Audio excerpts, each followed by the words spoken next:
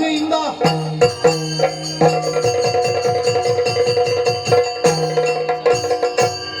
ಸುತ್ತಲೂ ಬಂದು ವ್ಯೂಹ ರಚಿತವಾಗಿದೆ. ಕಪ್ಪಗಾವತಿಯ ರಣಮಂಡಲದಲ್ಲಿ ಒಂದಂತಹ ಧರ್ಮ ಪರೀಕ್ಷೆಯಲ್ಲಿ ಉತ್ತೀರ್ಣರಾದ 35 ದಿನದಿಂದಲೇ ನಾವು ಪಾಂಡವ ಪಾಳೆಯವನ್ನು ಎದುರಾಗುವುದಕ್ಕೆ ಮುನ್ನುಗ್ಗಿ ಬಂದ ಕಾಲದಲ್ಲಿ ಯಾವ ವ್ಯೂಹ ಸರ್ವ ವ್ಯೂಹಗಳಲ್ಲಿ ನೈಪುಣ್ಯವನ್ನು ಹೊಂದಿ ಎಲ್ಲವನ್ನೂ ಭೇದಿಸಬಲ್ಲಂತಹ ತ್ರಿಲೋಕ ವಿಕ್ರಮಿಯಾದ ಪಾರ್ಥನಿಗೆ ಯಾವ ವ್ಯೂಹ ಅಂತ ಕೇಳಿದರೆ ಪಾರ್ಥನನ್ನು ಲಕ್ಷ್ಯವಾಗಿಸಿ ತೊಡಗಿದ ಹೋರಾಟವೇ ಅಲ್ವಲ್ಲ, ಮೊದಲಾಕ್ಷರಾದ ಪದ್ಮನಾಭನನ್ನೇ ಕಾಮಿಸಿ ನಡೆಸುವ ಕಾದಾಟವಾದದ್ದರಿಂದ ಪದ್ಮವ್ಯೂಹವೇ ಯುಕ್ತ ಎಂಬ ಭಾವದಿಂದಲೇ ವೀರರಿಗೆ ಬದ್ಧಾಹ್ವಾನಜನಕವಾದಂತಹ ವ್ಯೂಹವನ್ನು ರಚಿಸಿದ್ದು.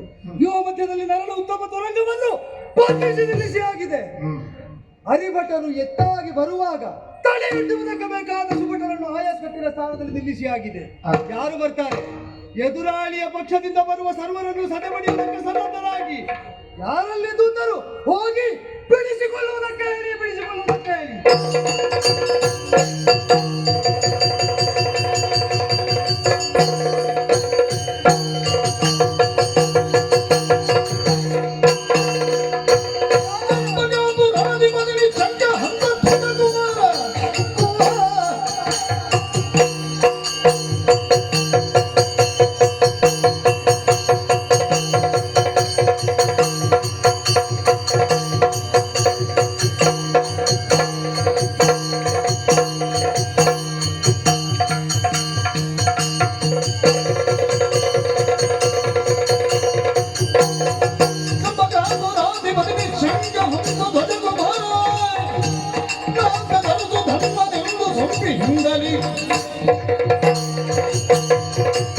ಹರಿಭಟರೊಂದಾಗಿ ಬರಲಿ ಅಂತ ಬದ್ಧಾಹ್ವಾನ ಕೊಟ್ಟಾಗಲೇ ಇದು ಪ್ರಚಂಡ ವಿಕ್ರಮಿಯಾದ ನೀನು ವ್ಯೂಹಭೇದನ ನೈಪುಣ್ಯವನ್ನು ತನ್ನಲ್ಲಿ ಉಂಟು ಅಂತ ನಿರೂಪಿಸುವುದಕ್ಕೋ ಎಂಬಂತ ಮುಂದತ್ತಿ ಬಂದೆಯಲ್ಲ.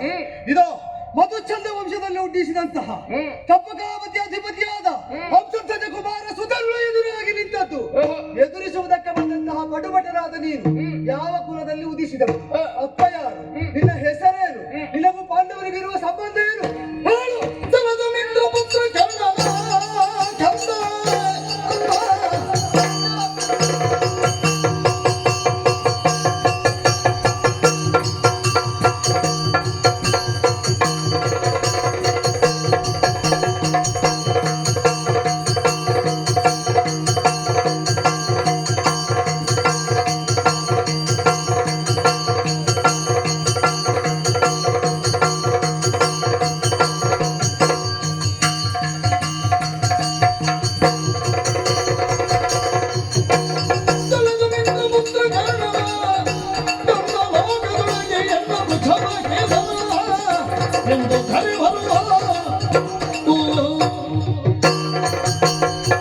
ಕಟ್ಟಿದಂತಹ ಆಯವನ್ನು ಬಿಡಿಸುವುದಕ್ಕಾಗಿ ಮುಂದಾಗಿ ಬಂದಂತಹ ಸಂದರ್ಭಕ್ಕೆ ಮುಂದಾಗಿ ನಿಂತು ಸಕಲ ಪರಿಚಯವನ್ನು ಕೇಳ್ತಾ ಇದ್ದೀರಿ. ಹೌದು, ಸರಿಯಾಗಿ ಕೇಳಿಸಿಕೊಳ್ಳಿ.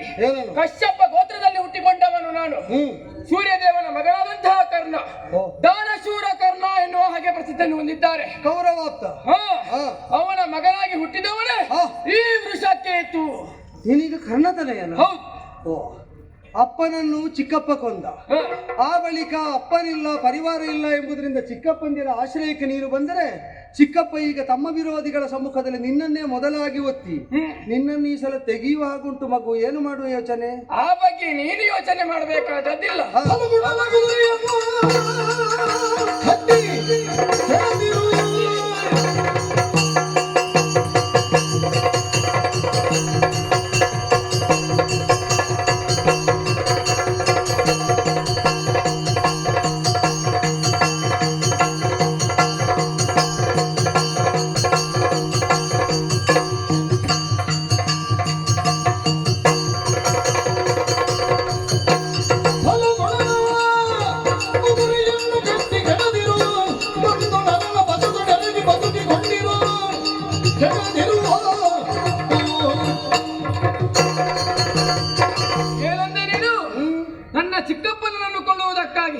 ನನ್ನನ್ನು ಕಳುಹಿಸಿಕೊಟ್ಟಿದ್ದಾನೆ ಎನ್ನುವ ಹಾಗೆ ಅಪ್ಪನದ್ದು ಮಗನದ್ದು ನಿರರ್ಥಕವಾದ ಸಾವಾಗುತ್ತದೆ, ಸಾರ್ಥಕವಾದದ್ದಾಗುವುದಿಲ್ಲ ಅಂತ ಒಂದು ಎಚ್ಚರಿಕೆಯ ಮಾತು ಹೇಳಿದ್ದು. ವೈರಿ ಆದ್ರೆ ಆ ಬಗ್ಗೆ ಬಾರದು ಅಂತಿಲ್ವಾ?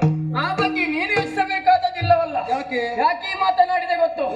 ಅವರು ನನ್ನನ್ನು ಕೊಲ್ಲುವುದು ಹೌದು ಅಂತಾದ್ರೆ ಈ ಮೊದಲೇ ಕೊಲ್ಲಬಹುದಿತ್ತು.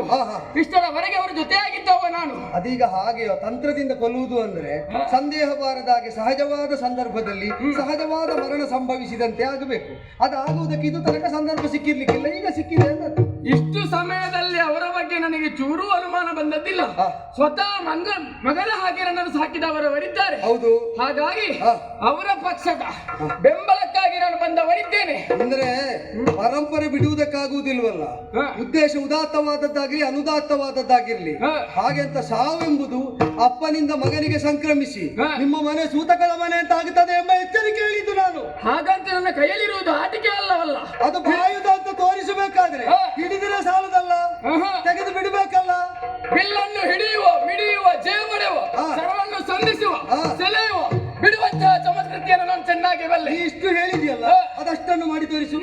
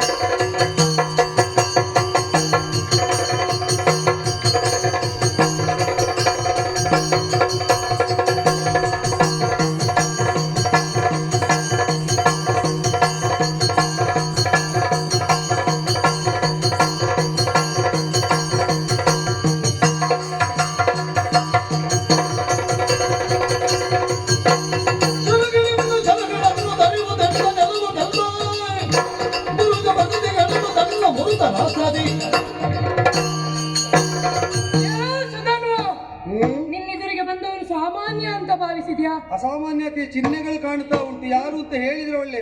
7 ಅಕ್ಷೋಹಿಣಿಯ ಸೈನ್ಯದ ಅಧ್ಯಕ್ಷನಾಗಿ 11 ಅಕ್ಷೋಹಿಣಿ ಸೈನ್ಯವನ್ನು ಸದೆಬಡಿದಂತಹ ಕೃಷ್ಣ ಸುತ ಪ್ರದ್ಯುಮ್ನ ಅಂತಂದ್ರೆ ನಾನು ಊಹಿಸಿದ್ದು ಸರಿ ಆಯ್ತು. ನಮ್ಮ ದೇವರ ಮಗ.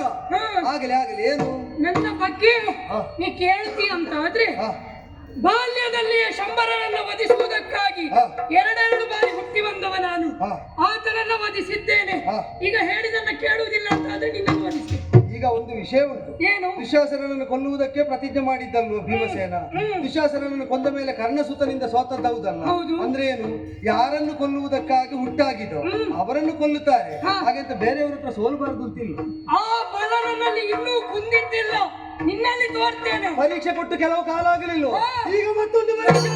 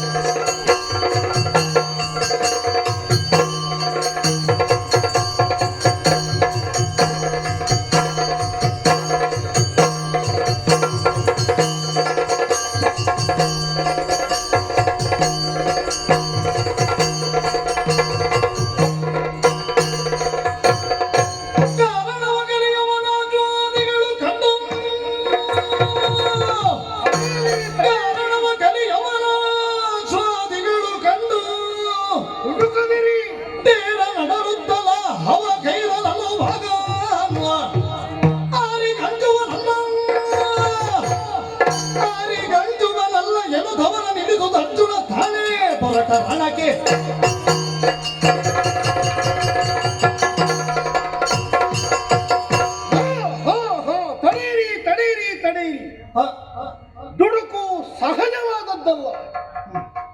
ಒಬ್ಬರಿಂದೊಬ್ಬರಿಗೆ ಶೋಲೆ ಸವರಿಸುತ್ತಿರುವಂತಹ ಈ ಸಂದರ್ಭ, ತಾಮುಂದೆ ಇರುವಂತಹ ಒಂದು ಉದ್ರೇಕದಲ್ಲಿ ಹೋದವರೆಲ್ಲರೂ ಗೆಲ್ತಾರೆ ಅಂತ ಏನೂ ಇಲ್ಲವಲ್ಲ.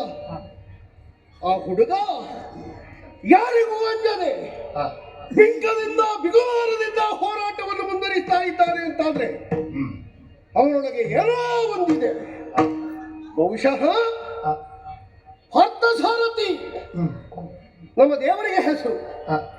ಕೃಷ್ಣಾರ್ಜುನನ ರಥ ಕಂಡು ಸಾರ್ಥಕ್ಯವನ್ನು ಹೊಂದಬೇಕು, ಅಥವಾ ಮನುಮತೆಯನ್ನು ನೋಡಿಯೇ ತನ್ನದ್ದಾಗಿರುವಂತಹ ತನುಮನವನ್ನು ಸಾರ್ಥಕಗೊಳಿಸಿಕೊಳ್ಳಬೇಕು. ಕುದುರೆ ಕಟ್ಟುವ ಹಿನ್ನೆಲೆಯಲ್ಲಿ ಅವರದ್ದಾದಂತಹ ಇಚ್ಛೆ ಈಡೇರಿಕೆಗಳೆಲ್ಲ ಇದ್ದಂತೆ ನಾವು ಕೇಳಿಬಲ್ಲೆವು. ಇದರಲ್ಲಿ ಏನೋ ಒಂದು ವಿಶೇಷವಾದ ವಿಷಯ ಅಡಗಿದ್ದರಿಂದಲೇ ಈ ತೆರನಾದಂತಹ ಸೋಲು ಸವರಿಸ್ತಾ ಇದೆ ಅಂತ ನನಗೆ ಅರ್ಥ ಆಗ್ತದೆ. ಆದದ್ದರಿಂದ ಉಳಿದವರಾದರೂ ತಡೆಯಿರಿ. ಈಗ ಯುದ್ಧದ ಕಣದಲ್ಲಿ ಭಾಗಿಯಾಗಬೇಕಾದದ್ದು ನಾನೇ ಬಿಟ್ಟರೆ ಮತ್ತೊಬ್ಬರಲ್ಲ. ಹಾಗಾದ್ರೆ ನಾನೇ ಹೋಗುವುದಿದ್ರೆ ಹೇಗೆ? ಸಾಮಾನ್ಯವೇ?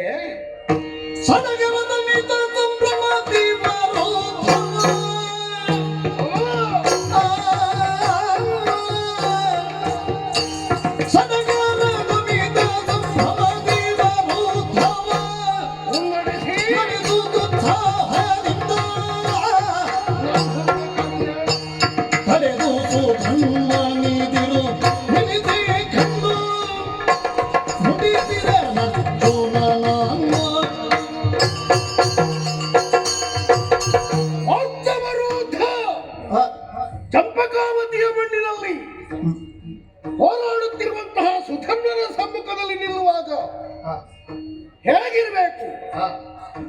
ಅರ್ಜುನನ ವೀರಗಾದೆ, ಅರ್ಜುನನ ಸಾಹಸದ ಪ್ರತೀಕ, ಅರ್ಜುನನ ವಿಸ್ತಾರವಾಗಿರುವಂತಹ ಬಾಹುವಿಕ್ರಮಗಳಲ್ಲಿ ಸ್ಥಾಪಿತವಾದಂತಹ ವಿಚಾರ ಎಲ್ಲವೂ ಬಿಂಬಿತವಾಗಬೇಕು ಅಂತಾದ್ರೆ ಯಾರಲ್ಲಿ 4 ಜನ ಹೊಗಳು ಬಂದರು ನಮ್ಮದ್ದಾದಂತಹ ವಿಶೇಷತೆಗಳನ್ನೆಲ್ಲ ಹೇಳಿ, ಕೆಲವರು ಮೇಲಿಂದ ಮೇಲೆ ಕೆಲವು ವಿಷಯವನ್ನು ಅರ್ಥ ಮಾಡಿರ್ತಾರೆ.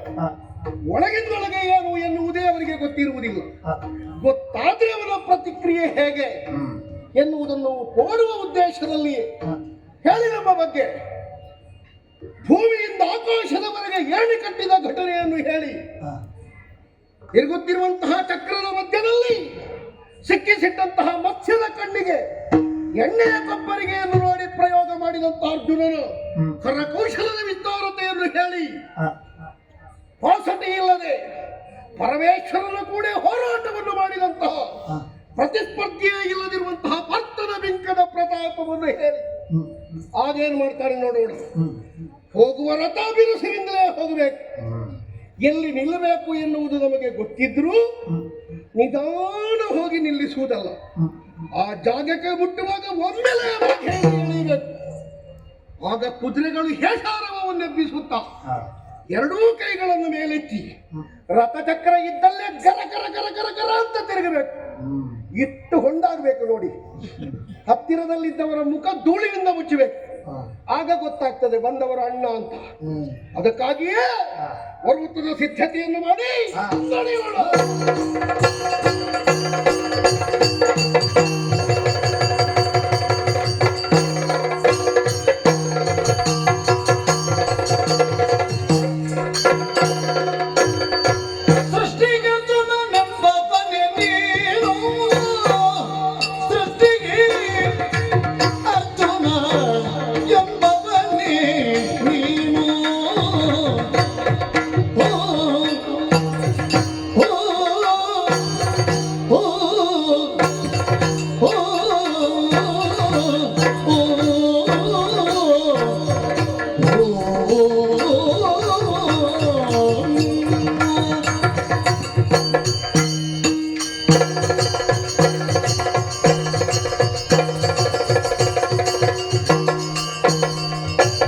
ಸೃಷ್ಟಿ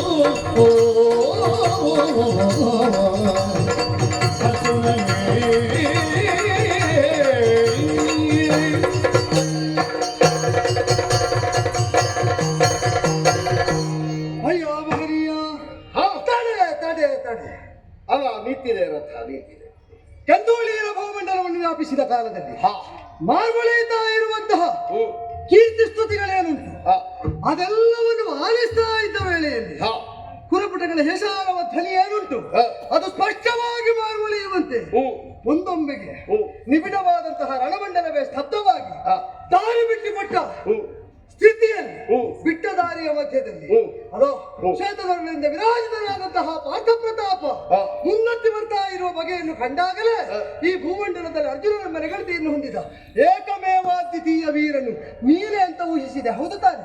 ಜಾತ್ರೆಯ ಗದ್ದೆಯಲ್ಲಿ ದೇವರ ರಥ ಬರುವಾಗ ಹೇಗೆ ದಾರಿ ಆಗ್ತದೋ ಹಾಗೆ ನಮ್ಮ ರಥ ಬರುವಾಗ ಆಗಲಿ. ಈಗ ನೀನು ಬಂದ ವಿಧಾನದಿಂದಲೇ ನೀನಾರು ಅಂತ ಕೇಳದೆ ತಿಳಿ ಹೇಳುವುದಕ್ಕೆ ಆ ವಿಧಾನ, ಆ ಟಿವಿ, ಆ ಹೊಗಳಿಕೆ, ಆ ಒಂದು ಭಾಗದ ಧ್ವನಿ ಇದೆಲ್ಲವೂ ಪೂರಕವಾಗಿ ಒದಗಿದೆ. ಸೃಷ್ಟಿಗೆ ಅರ್ಜುನನೆಂಬ ನೆಗಳತೆಯನ್ನು ನೀ ಹೊಂದಿದವರು, ಸರಿ, ಅಸಾಮಾನ್ಯ ವೀರನಾಗಿ ಅಸಾಮಾನ್ಯ ಸಾಧನೆಗಳನ್ನು ಮಾಡ್ತಾ ಅತುರ ಸಂಪದವನ್ನು ಅತುರ ಕೀರ್ತಿಯನ್ನು ಹೊಂದಿದಂತಹ ನೀನು ಬದುಕಿನ ಪಥದಲ್ಲಿ ಸಾಗಿದ ವಿಧಾನವಾಗಲಿ, ಹೊಂದಿದ ಗೆಲುವುಗಳಾಗಲಿ, ಅದರಿಂದಲೇ ನಿನ್ನನ್ನು ಸ್ತುತಿ ಮಾಡುವಂತಹ ಸಜ್ಜನ ವೃಂದವಾಗಲಿ, ಇದೆಲ್ಲವೂ ವೀರನಾದವನಿಗೆ, ಧಾರ್ಮಿಕನಾದವನಿಗೆ ಉಪಾದೇಯವಾದ ಆದರ್ಶವಾಗಿಯೇ ಪ್ರಕೀರ್ತಿತವಾಗಿದೆ. ಸರಿ, ಹಾಗೆ ಅಂತ ನಿನ್ನ ಶವ ಕಟ್ಟಿಕೊಂಡಿಹೆವು ನಾವು.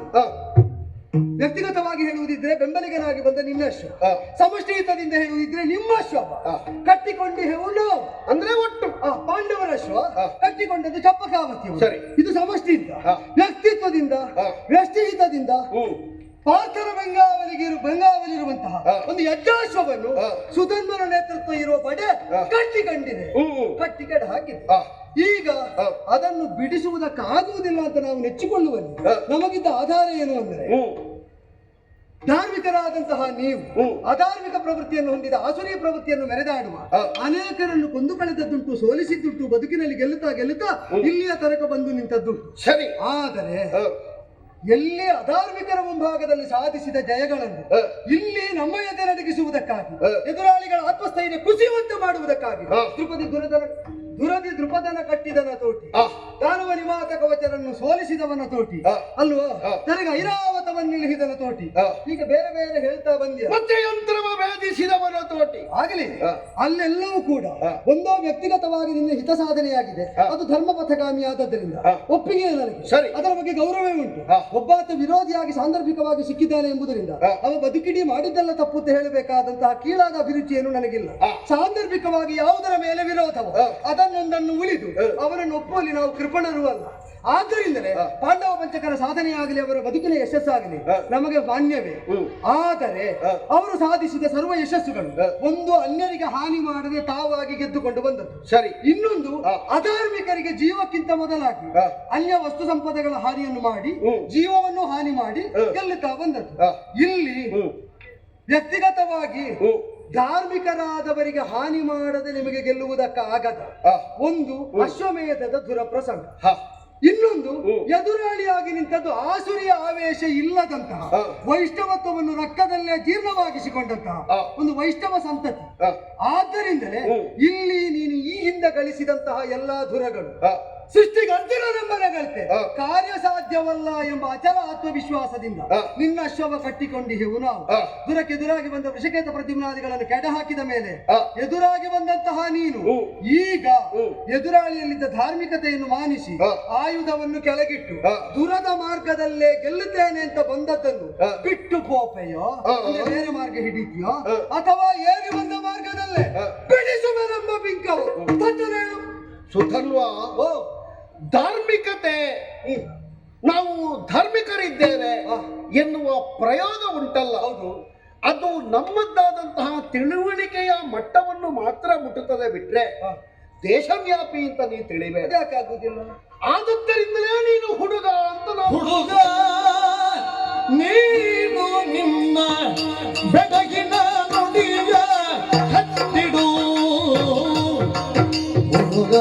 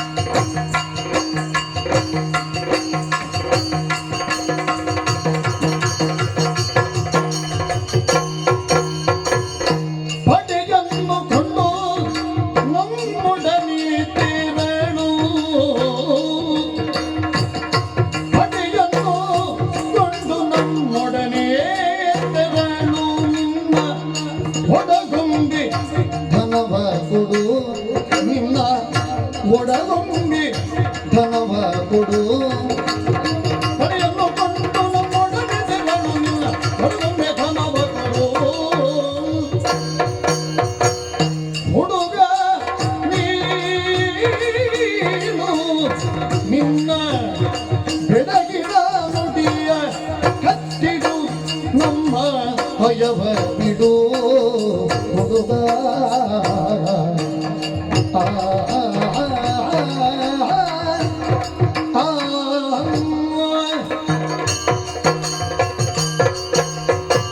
ಸುಧನ್ವ ಚಂಪಕಾವತಿಯ ಬಗ್ಗೆ ಅಟ್ಟೋ ಇಷ್ಟೋ ಸಂಗ್ರಹ ನಮಗೂ ಆಗಿದೆ. ನಿನ್ನಯ್ಯನಾದಂತಹ ಹಂಸಧ್ವಜ ಭೂಪತಿ ಪರಮ ವೈಷ್ಣವನಾಗಿ ಧಾರ್ಮಿಕನಾಗಿ ಪ್ರತಿಯೊಂದು ಕಲಾಪಗಳಲ್ಲಿಯೂ ತನ್ನನ್ನು ತಾನು ಶುದ್ಧವಾಗಿಯೇ ಕಾಣಿಸಿಕೊಂಡಂತಹ ಒಬ್ಬ ನಾರಾಯಣ ಭಕ್ತ. ಅಂತವನಿಂದ ನಮ್ಮ ಕುದುರೆ ಕಟ್ಟುವಡೆಯಲ್ಪಟ್ಟಿದೆ ಅಂತ ಆಗುವಾಗಲೇ ನಾವು ಪ್ರತಿಯೊಬ್ಬರು ಎಚ್ಚರದಿಂದಲೇ ಕಾದಾಟಕ್ಕೆ ನಿಂತವು. ನಿಮ್ಮ ಮುಖ್ಯವಾದಂತಹ ಎರಡು ವಿಚಾರಗಳು, ಧಾರ್ಮಿಕವಾದ ನೆಲೆಯಲ್ಲಿ ಪಾಂಡವರು ಗೆದ್ದಿದ್ದಾರೆ ಎನ್ನುವುದರಲ್ಲಿ ಸಂಶಯ ಇಲ್ಲ. ಅದೇ ಹೌದು ಅಂತ ಇದ್ರೆ ಧಾರ್ಮಿಕರ ನೆಲೆಯಲ್ಲಿ ನಿಮಗೆ ಗೆಲ್ಲುವುದಕ್ಕೆ ಸಾಧ್ಯವೇ ಎನ್ನುವ ಮೂಲ ವಿಷಯವನ್ನು ಆಧರಿಸಿ ಕೆಲವೆಲ್ಲ ಪ್ರಶ್ನೆಗಳನ್ನು ನೀನು ಉರುಳಿಸಿದೆ, ಹೇಳಿದೆ. ಮುಖ್ಯವಾಗಿ ಬಿಟ್ಟ ಪಾಪೆಯ ಬಿಡಿಸುವೆನೆನ್ನುವ ಬಿಂಕವೋ, ಬಿಂಕದ ಮಾರ್ಗ ಬಿಟ್ಟು ಹೋಗುತ್ತೀಯೋ ಅಥವಾ ಬಿಂಕದಿಂದಲೇ ಬಿಡಿಸ್ತೀಯೋ ಅಂತ. ಅದೇ ಅದು ಅಪ್ರಸ್ತುತ ಅಲ್ಲ, ಪ್ರಸ್ತುತವಾದದ್ದು. ಪ್ರತಿಪಕ್ಷದವ ಕುದುರೆಯನ್ನು ಕಟ್ಟಿದವ ನಮ್ಮ ಜಾಣ್ಮೆಯಿಂದ ಕಟ್ಟಲ್ಪಟ್ಟಂತಹ ಕುದುರೆಯನ್ನು ಬಿಡಿಸುವುದಕ್ಕೆ ನಿನಗೆ ತ್ರಾಣ ಉಂಟೋ? ಪ್ರತಿಯೊಬ್ಬರೂ ಎಸೆಯಬಹುದಾದಂತಹ ಸವಾಲೇ ಅದು. ಅಂಥದ್ದನ್ನು ನಾವು ನಿರೀಕ್ಷಿಸಿಯೂ ಇದ್ದೇವೆ, ಅನಿರೀಕ್ಷಿತ ಅಲ್ಲ ನಮಗೆ. ತೊಡಗಿ ಬಹಳ ಊರನ್ನು ನಾವು ಸಂದರ್ಶಿಸಿದ್ದಿಲ್ಲ, ಕೆಲವಾರು ಕ್ಷೇತ್ರಗಳನ್ನು ಸಂದರ್ಶಿಸಿ ಮುಂದೆ ಬಂದಿದ್ದೇವಷ್ಟೇ. ಚಂಪಕಾವತಿಯ ಮಣ್ಣಲ್ಲಿ ಕೇಳಿ ಬರುತ್ತಿರುವಂತಹ ಈ ವಿಷಯ, ನಾವು ವೈಷ್ಣವರು, ಹಾಗಾದ್ರೆ ನಮ್ಮನ್ನು ನಿಮಗೆ ಗೆಲ್ಲುವುದಕ್ಕೆ ಹೇಗೆ ಸಾಧ್ಯವಾಗ್ತದೆ? ಇದಕ್ಕೆ ಉತ್ತರವಾಗಿ ಸ್ವಲ್ಪ ಹಿಂದಿನಿಂದ ಒಂದು ಎರಡು ವಾಕ್ಯ ಹೆಚ್ಚಿಲ್ಲ. ಪರಮ ಧಾರ್ಮಿಕನಾಗಿರುವಂತಹ ಧರ್ಮರಾಯ ತನ್ನದ್ದಾಗಿರುವಂತಹ ಯುದ್ಧದಲ್ಲಿ ಬಂಧುಗಳು ಹತಿಸಿ ಹೋದ್ರು ಎನ್ನುವುದನ್ನೇ ಒಂದು ತೆರನಾದಂತಹ ಕ್ಲೇಶವಾಗಿಸಿ ಕಣ್ಣೀರು ಸುರಿಸಿದಾಗ ಬಾದರಾಯಣರಂತಹ ದಿವ್ಯಜ್ಞಾನಿಗಳ ಆಗಮನ, ಅಂತಹ ಒಂದು ದೋಷ ನಿನಗೆ ಕಾಣ್ತದೆ ಅಂತಾದ್ರೆ ಅಶ್ವಮೇಧವನ್ನು ಮಾಡು ಅಂತ ಉಪದೇಶ ಕೊಟ್ಟು ಅದನ್ನು ಕೃಷ್ಣನಲ್ಲಿ ಹೇಳಿದಾಗ ಯಥಾರ್ಥದಲ್ಲಿ ನಮ್ಮ ದೇವರು ನಿನಗೂ ಗೊತ್ತಲ್ಲ, ರಮಾಪತಿ ರಮಾನಾಥ ಈ ಕಾರ್ಯಕ್ರಮ ಆಗುತ್ತದೆ ಅಂತ ಹೇಳಿದವ. ಅವ ಒಬ್ಬ ಹಿಂದಿದ್ದಾನೆ ಅಂತ ಇದ್ರೆ ನಾವು ಯಾವುದಕ್ಕೂ ಇಷ್ಟರ ತನಕ ಹಿಂದೆ ಮುಂದೆ ನೋಡಿದವರಲ್ಲ. ದೇವರು ಕಾಯ್ತಾನೆ, ನಮಗೆ ರಮಾನಾಥ ಇದ್ದಾನೆ ಎನ್ನುವಂತಹ ಒಂದು ಆತ್ಮವಿಶ್ವಾಸ. ಈಗ ಅವನಿಂತದ್ದು ಇಡೀ ಕಾರ್ಯಕ್ರಮದ ಹಿಂದೆ, ನಿನ್ನ ಹಿಂದೆ ಅಲ್ಲ, ಅದರಲ್ಲಿ ನಾನು ಇದ್ದೇನೆ ಅಂತ ಹೇಳಿದ್ದಷ್ಟೇ. ಇರ್ಲಿ, ನೀನು ಆ ಕಾರ್ಯಕ್ರಮದ ವಿರೋಧಿ ಇತ್ತು ಅಲ್ಲ, ಇರ್ಲಿ. ಈಗ ನೋಡು, ಒಂದು ಸಭೆ ಆಗುವಾಗ ಕಲ್ಲು ಬಿಸಾಡುವವನು ಸಭೆಯಲ್ಲಿ ಇರ್ತಾನೆ, ನೀ ಬಿಸಾಡಿದ್ದು ಕಲ್ಲು ಅಂತ ಅದು ವಿಷಯ. ಈಗ ಇದರಲ್ಲಿ ಬಂದು ಕೂತ್ಕೊಳ್ಬಹುದು, ಕಲ್ಲು ಬಿಸಾಡುವವರು ಬಿಸಾಡಬಹುದು ಅಂತ ಮಾಡುವವರು ಹೇಳಲಿಕ್ಕಿಲ್ಲ. ಇಲ್ಲ, ನಿಮ್ಮ ಕುದುರೆಯ ಒಕ್ಕಣೆಯಲ್ಲಿ ಉಂಟು, ಕಟ್ಟುವವರು ಕಟ್ಟಬಹುದು, ಒಪ್ಪಿ ಹೋರಾಡುವವರು ಹೋರಾಡಬಹುದು ಅಂತ. ಆದ್ರಿಂದ ಯಾವಾಗ ಕಾರ್ಯಕ್ರಮ ಮಾಡಿಸುವವರೇ ಹೇಳಿದಂತೆ ಆ ಕಾರ್ಯಕ್ರಮ ಸಂಬಂಧಿಸಿ ಯಾರಾದ್ರೂ ಮಾಡ್ತಾರೆ, ಅದು ಕಾರ್ಯಕ್ರಮವೇ ಆಗ್ತದೆ. ಸರಿ ಉಂಟು. ಕುದುರೆಯನ್ನು ಕಟ್ಟಬಹುದು ಅಂತ ನಮ್ಮದೇ ಒಕ್ಕಣೆ, ಬಲಹುಳ್ಳ ಬಟರಿದ ಕಟ್ಟುವುದು. ಆ ಬಲ ಎನ್ನುವಂತಹ ಶಬ್ದಕ್ಕೆ ಕೇವಲ ಒಂದು ಮುಖದಿಂದ ಅರ್ಥ ಅಲ್ವಲ್ಲ. ಶ್ರದ್ಧಾಳುಗಳಾದವರು ದೈವದ ಮೇಲೆ ಭಕ್ತಿಯನ್ನೇ ಪ್ರಧಾನವಾಗಿರಿಸಿ ಭಕ್ತಿಯ ಬಲ ಯಾವನಿಗೆ ಅದಕ್ಕೆ ಉಂಟು ಎನ್ನುವುದನ್ನು ಪ್ರಮಾಣೀಕರಿಸ್ತಾರಲ್ಲ, ಆ ನೆಲೆಯಲ್ಲಿ ಹೇಳುವುದು. ನೀವು ಧಾರ್ಮಿಕರಿದ್ದೀರಿ ಅಂತ ಹೇಳುವಲ್ಲಿ ಧಾರ್ಮಿಕತೆಯಿಂದಲೇ ಮುನ್ನಡೆಯಬಹುದಾದಂತಹ ಒಂದು ಯಜ್ಞದ ಅಶ್ವವನ್ನು ಕಟ್ಟಿದಲ್ಲಿಗೆ ನಿಮ್ಮ ಧಾರ್ಮಿಕತೆಯ ತಿಳಿವು, ಆ ಮಟ್ಟ, ಅದರ ವಿಚಾರತೆ ಎಲ್ಲಿಯವರೆಗೆ ಧರ್ಮರಾಯನಂತಹ ಒಬ್ಬ ಯೋಗಿ ಸಜ್ಜನ ತನ್ನ ಬಂಧುಗಳನ್ನು ಕೊಂದದ್ದಕ್ಕೆ ಏನು ಅಂತ ಚಿಂತಿಸುವಾಗ ಬಾದರಾಯಣರಂತಹ ದಿವ್ಯಾತ್ಮರು ಬಂದು ಹೇಳಿ ಭಗವಂತನಾದ ಶ್ರೀಕೃಷ್ಣನ ನಿರ್ದೇಶನದಲ್ಲೇ ಹೊರಟಿರುವಂತಹ ಈ ಅಶ್ವಮೇಧದ ಕುದುರೆಯನ್ನು ನೀವು ಕಟ್ಟಿ ನಾವು ಧಾರ್ಮಿಕರು ಬಿಡಿಸಲಿಕ್ಕೆ ನಿಮಗೆ ಬಲ ಉಂಟು ಅಂತ ಕೇಳಿದ್ರೆ ಧರ್ಮದ ನೆಲೆಗಟ್ಟು ಎನ್ನುವುದು ವಿಶ್ವವ್ಯಾಪಿಯಾಗಿ ನೀನು ಮಾತಾಡುವುದು ಅಲ್ಲ, ಸಂಕುಚಿತವಾಗಿ ನಿನ್ನದ್ದಾದಂತಹ ಚಂಪಕಾವತಿಯ ನೆಲದ ಮಣ್ಣಿಗೆ ಮಾತ್ರ ಸಂಬಂಧಿಸಿಯೋ? ಇದು ಪ್ರಶ್ನೆ ಹುಟ್ಟಿದ್ದು ನನಗೆ. ಈಗ ಯಾರು ಏನು ಮಾಡಿದ್ರು ನಾವು ಆಚರಿಸಿದ್ದು ಧರ್ಮ ಅಂತ ಯಾರಿಗಾದರೂ ಸರಿಯಾಗಿ ವರ್ತಿಸಿದವರಿಗೆ ದೃಢತೆಯಿಂದ ಆತ್ಮವಿಶ್ವಾಸದಿಂದ ಹೇಳುವುದಕ್ಕಾಗ್ತದೆ. ವ್ಯಕ್ತಿಗತವಾದ ಧರ್ಮ ಅನ್ಯರ ಧರ್ಮವನ್ನು ಅವಲಂಬನೆ ಮಾಡಿ ಇರುವುದಿಲ್ಲ. ಇಲ್ಲ, ಅದು ತನ್ನ ಸಂಕಲ್ಪ ಶುದ್ಧಿಯನ್ನು ಶಾಸ್ತ್ರ ಸಿದ್ಧಿಯನ್ನು ಅಂಗೀಕರಿಸಿರ್ತದೆ. ಆದ್ದರಿಂದಲೇ ಹೇಳಿದ್ದು, ನೀವು ಏನೇ ಮಾಡಿದ್ರು ತಪ್ಪದ ನಮಗೆ ಮುಖಾಮುಖಿಯಾದಾಗ ನೀವು ತಪ್ಪುತ್ತೀರೋ ಒಪ್ಪುತ್ತೀರೋ ಅಂತ ಪ್ರಶ್ನೆ. ಈಗ ತಪ್ಪದೇ ಇರುವ ನೀವು ತಪ್ಪಿದ್ದೀರಿ ಅಂತ ನನ್ನ ವಾದದ ಒಂದು ಮುಖಾಂತ. ಹೇಗೆ ಅಂತ? ಅಶ್ವಮೇಧದ ಕುದುರೆಯನ್ನು ನೀವು ಕಟ್ಟಿದ್ದೆ ನಿಮ್ಮದ್ದಾದಂತಹ ತಪ್ಪಿನ ಪ್ರಥಮ ಹೆಜ್ಜೆ. ಆ ತಪ್ಪು ನಿಮ್ಮ ಅರಿವಿಗೆ ಬರುವ ಹಾಗೆ ನಾವು ಮಾತಾಡಿ ಹುಡುಗನಾದಂತಹ ನೀನು ಕುದುರೆಯನ್ನು ಕೊಟ್ಟು ಬೆಡಗಿನ ನುಡಿಯನ್ನು ಬಿಟ್ಟು ನಮ್ಮ ಪಡೆಯನ್ನು ಒಡ ಸೇರಿ ಮುನ್ನಡೆಯುವಂತಹ ಕೊಳುಗುಳದಲ್ಲಿ ಒಂದು ಪಾತ್ರವನ್ನು ಸಿದ್ಧಿಸಿ ನಮಗೇನಾದರೂ ದೇಣಿಗೆಯ ಸ್ವರೂಪದಲ್ಲಿ ಒಂದು ಕಾಣಿಕೆಯ ಸ್ವರೂಪದಲ್ಲಿ ಅಟ್ಟು ಇಟ್ಟು ಕೊಡು ಅಂತ ಹೇಳುವುದಿಲ್ಲ. ನಮ್ಮ ಹಸ್ತಿನಾವತಿಯವರು ಕೇಳಿದ್ರೆ ಎಷ್ಟೋ ಕೇಳಬಹುದು, ಕೊಟ್ಟರೆ ನೀವೆಷ್ಟು ಕೊಡ್ತೀರಿ? ನಿಮ್ಮ ತ್ರಾಣಕ್ಕನುಗುಣವಾಗಿ ಏನೂ ಇಲ್ಲ, ಏನೂ ಬೇಡ, ಕೈ ಮುಗಿದು ಒಂದು ತೆಂಗಿನಕಾಯಿ ಮುಂದಿಟ್ಟರು ನಮಗೆ ಸಾಕಾಗ್ತದೆ. ಕಪ್ಪ ಕೊಡುವುದಕ್ಕೆ ಯಾವುದಾಗಬೇಕು ಏನು ದ್ರವ್ಯ ಅಂತ ಒಂದು ವಿಧಿ ಉಂಟು. ತೆಂಗಿನಕಾಯಿ ಕೊಟ್ಟರೆಲ್ಲ ಕಪ್ಪಾಗುವುದಿಲ್ಲ, ಅದು ಬಿಡು. ಅದಲ್ಲ, ದ್ರವ್ಯ ಅಂತಂದ್ರೆ ದ್ರವ್ಯವೇ ಆಗಬೇಕು, ಅಲ್ಲ ಹೊನ್ನನ್ನೇ ಕೊಡಬೇಕು. ಹೇಳಿದ್ದು ನಾನು ವಿಧಿ. ಈಗ ದೇವರಿಗೆ ನಾವು ಪುಷ್ಪ ಸಮರ್ಪಣೆ ಮಾಡುವಾಗ ಹೌದು, ಪ್ರತ್ಯಾಮ್ನಾಯ ಇಲ್ಲದಿದ್ರಲ್ವೋ? ಇಲ್ಲದಿದ್ರೆ ಈಗ ಸುವರ್ಣ ಪುಷ್ಪಂ ಸಮರ್ಪಯಾಮಿ ಅಂತ ಹೇಳುವಾಗ ಮನೆಯ ಭಂಡಾರದಲ್ಲಿ ಸುವರ್ಣ ಪುಷ್ಪವನ್ನು ಇಟ್ಟುಕೊಂಡು ಕೇವಲ ತುಳಸಿ ಅರ್ಪಿಸುವವನು ಕೃತ್ರಿಮ ವಂಚಕ ಅಂತ ಆಗ್ತದೆ. ಕೊಡುವುದಕ್ಕೆ ಗತಿ ಇಲ್ಲದವನು ಇದರಲ್ಲೇ ಪ್ರತ್ಯಾಮ್ನಾಯ ಅದನ್ನು ಕಂಡು ಸ್ವೀಕರಿಸಬೇಕು ಅಂತ ಭಗವಂತನಲ್ಲಿ ಪ್ರಾರ್ಥಿಸಿದ್ರೆ ಆ ಪ್ರಾಮಾಣಿಕತೆಗೆ ಸುವರ್ಣಕ್ಕಿಂತ ಹೆಚ್ಚಿನ ಮೌಲ್ಯ ಉಂಟು. ಸರಿ. ಆದ್ದರಿಂದ ಈಗ ನಾವು ತೆಂಗಿನಕಾಯಿ ಇಡುವುದು ಇಲ್ಲಿ ಇಲ್ಲದಿದ್ರಲ್ಲ. ಸರಿ, ಈಗ ನಾನು ತೆಂಗಿನಕಾಯಿ ಆಗಬೇಕು ಅಂತ ಹೇಳಿದ್ದಲ್ಲ, ಅಟ್ಟು ಕೊಟ್ಟರೂ ನಾವು ನಿಮ್ಮನ್ನು ಮನ್ನಿಸ್ತೇವೆ. ನಾನು ಯಾಕೆ ಅದನ್ನು ತಡೆದದ್ದು ಅಂದ್ರೆ ಅಲ್ಲಲ್ಲ, ಬಂಗಾರದ ಕೈ. ಚಂಪಕಾವತಿಯ ಬಗ್ಗೆ, ಇಲ್ಲಿನವರ ಸಂಪದದ ಬಗ್ಗೆ, ಇಲ್ಲಿನವರ ನೆಲೆಯ ಬಗ್ಗೆ ಒಂದು ಗುರುತರವಾದ ಒಂದು ಉಪೇಕ್ಷಾ ಭಾವ, ಒಂದು ನಿರ್ಲಕ್ಷ್ಯ ಹಸ್ತಿನಾವತಿಯ ಮದಗಜದ ಮದವನ್ನು ತನ್ನ ಮೈಗೆ ಏರಿಸಿಕೊಂಡ ನಿನ್ನಲ್ಲಿ ಕಂಡಿತು. ಆದ್ರಿಂದ ಹೇಳಿದ್ದು, ಒಂದು ನಾಡು ಸಣ್ಣದು ಎಂಬುದರಿಂದ ಅದಕ್ಕೆ ಆತ್ಮಗೌರವ ಇಲ್ಲ ಅಂತ ಆಗುವುದಿಲ್ಲ. ಅದು ಕೊಡುವುದಿದ್ರೆ ಕೊಡಬೇಕಾದನ್ನೇ ಕೊಡ್ತದೆ, ಬಿಡುವುದಿದ್ದರೂ ಬಿಡಬೇಕಾದದ್ದನ್ನೇ ಬಿಟ್ಟು ಕೊಡ್ತದೆ. ಯಾಕಂದ್ರೆ ವಿಂಧ್ಯಾದ್ರಿಯ ತಪ್ಪಲು ಪ್ರದೇಶದಲ್ಲಿ ಇಂತಹ ಸಣ್ಣ ಪುಟ್ಟ ಬಹಳ ರಾಜ್ಯಗಳುಂಟು. ಹೌದಪ್ಪ, ಚಂಪಕಾವತಿ ಅಂತ ಬಹಳ ಉಂಟು.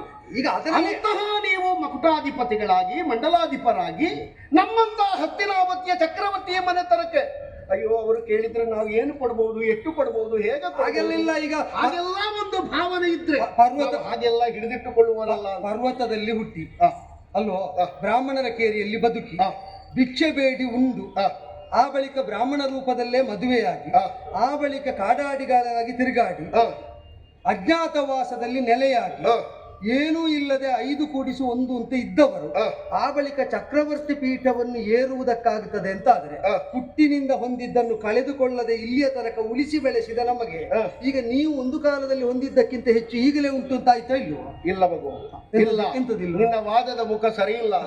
ಎಂತದ್ದು ನೋಡು, ಭಿಕ್ಷಾಟನೆಯನ್ನು ಮಾಡಿದ ಒಂದು ಪ್ರಸಂಗದಲ್ಲಿ ಬಕಾಸುರನೆನ್ನುವ ಸತ್ತಿದ್ದಾರೆ, ಗೊತ್ತುಂಟ ನಿನಗೆ? ಪಾಂಡವರು ಭಿಕ್ಷೆ ಬೇಡಿದ್ರು ಊರಿಗೆ ಉಪಕಾರ ಆಗ್ತದೆ. ಈಗ ವ್ಯಕ್ತಿಗತ ಸಾಮರ್ಥ್ಯದ ಬಗ್ಗೆ ನಾನು ವಿಮರ್ಶೆ ಏನೂ ಇಲ್ಲದಿರುವ ನೀವು ಒಂದು ಕೂಡಿಸಿ ಮತ್ತೊಂದು ಅಂತ ಹೇಳಬೇಡ. ಅಂದರೆ ಏನು, ಚಂಪಕಾವತಿ ಎಂಬ ರಾಜ್ಯ ಭೌಗೋಳಿಕವಾಗಿ ಗಣನೀಯವಲ್ಲ ಅಂತ ಹೇಳಿದಾಗ ನಾನು ಹೇಳಿದ್ದು, ಇಷ್ಟು ಭೂಭಾಗವು ನಿಮ್ಮ ವಶದಲ್ಲಿ ಇಲ್ಲದೆ ಬದುಕಿನಲ್ಲಿ ಅನೇಕ ದಶಕಗಳನ್ನು ಉತ್ತರಿಸಿದ ನೀವು ಚಕ್ರವರ್ತಿ ಪೀಠದ ಎತ್ತರಕ್ಕೆ ಏರಬಲ್ಲಿರಿ ಅಂತಾದರೆ ಹುಟ್ಟಿದಂತಹ ಚಂಪಕಾವತಿಯನ್ನು ಇಲ್ಲಿಯ ತನಕ ಕಳೆದುಕೊಳ್ಳದ ನಮಗೆ ಚಕ್ರವರ್ತಿ ಪೀಠದಲ್ಲಿ ಕುಳಿತವರನ್ನು ಮಗಚಿ ಹಾಕ್ಲಿಕ್ಕೆ ಆಗ್ಲಿಕ್ಕಿಲ್ವೋ ಅಂತ ಪ್ರಶ್ನೆ. ಈಗ ನಿಮ್ಮದ್ದು ಕೂಡ ಒಂದು ಆಡಳಿತಕ್ಕೆ ಒಳಪಟ್ಟದ್ದೇ. ಇಲ್ಲಿಯೇ ನಾವು ಕೇಳಿದ ಹಾಗೆ ಮಯೂರ ಧ್ವಜ ಅಂತ ಒಬ್ಬ ಇದ್ದಾನೆ ಅಂತ ಕೇಳಿದ್ದೇವೆ. ಒಪ್ಪಿಕೊಡುವುದು ಬೇರೆ. ಅಲ್ಲಲ್ಲ, ಅವನ ಬಗ್ಗೆ ನೀವು ಮಂಡಲಿಕರೇ. ಹೌದು, ಈಗ ನಾವು ಹೇಳಿಲ್ಲ. ನಾವು ಭರತ ಭೂಮಿಯ ಉತ್ತರದ ಎತ್ತರದಿಂದ ದಕ್ಷಿಣ ಭಾಗಕ್ಕೆ ಬಂದದ್ದೇ ಇಲ್ಲ. ನಮ್ಮದೇನಿದ್ರು ಮೇಲ್ಮುಖವಾದಂತಹ ಸಾಮ್ರಾಜ್ಯದಲ್ಲಿ ಅಧಿಕಾರ ಸ್ಥಾಯಿಯಾಗಿದೆ. ದೇವತಾ ಪ್ರತ್ಯರ್ಥವಾಗಿ ಮಾಡುತ್ತಿರುವಂತಹ ಯಜ್ಞದಲ್ಲಿ ಪೂಜಿಸಿ ಬಿಟ್ಟಿರುವ ಅಶ್ವ ನಿಮ್ಮ ನೆಲಕ್ಕೆ ಕಾಲಿರಿಸಿದ್ದರಿಂದ ನಾವು ಬಂದದ್ದು. ಇದನ್ನು ಸ್ವಾಧೀನ ಮಾಡುವ ಉದ್ದೇಶ ಅಲ್ಲ. ಕುದುರೆಯನ್ನು ಕಟ್ಟಿದಂತಹ ನಿಮ್ಮನ್ನು ಬಗ್ಗು ಬಡಿಯುವ ಉದ್ದೇಶ ಯಾವುದು ಕೇಳಿದ್ರೆ ಕಟ್ಟಿದ್ದನ್ನು ಬಿಡಿಸಿಕೊಳ್ಳುವುದಕ್ಕಾಗಿ. ನಿಮ್ಮ ಊರಿನವರೆಲ್ಲ ಬಂದಿದ್ದಾರೆ. ಯಾರು ಈಗ ಅದು ನಿನ್ನ ತಮ್ಮನ ಏನೋ ಬಂದಿರಬೇಕು, ನಕುಲನ ಸಹೋದರನು.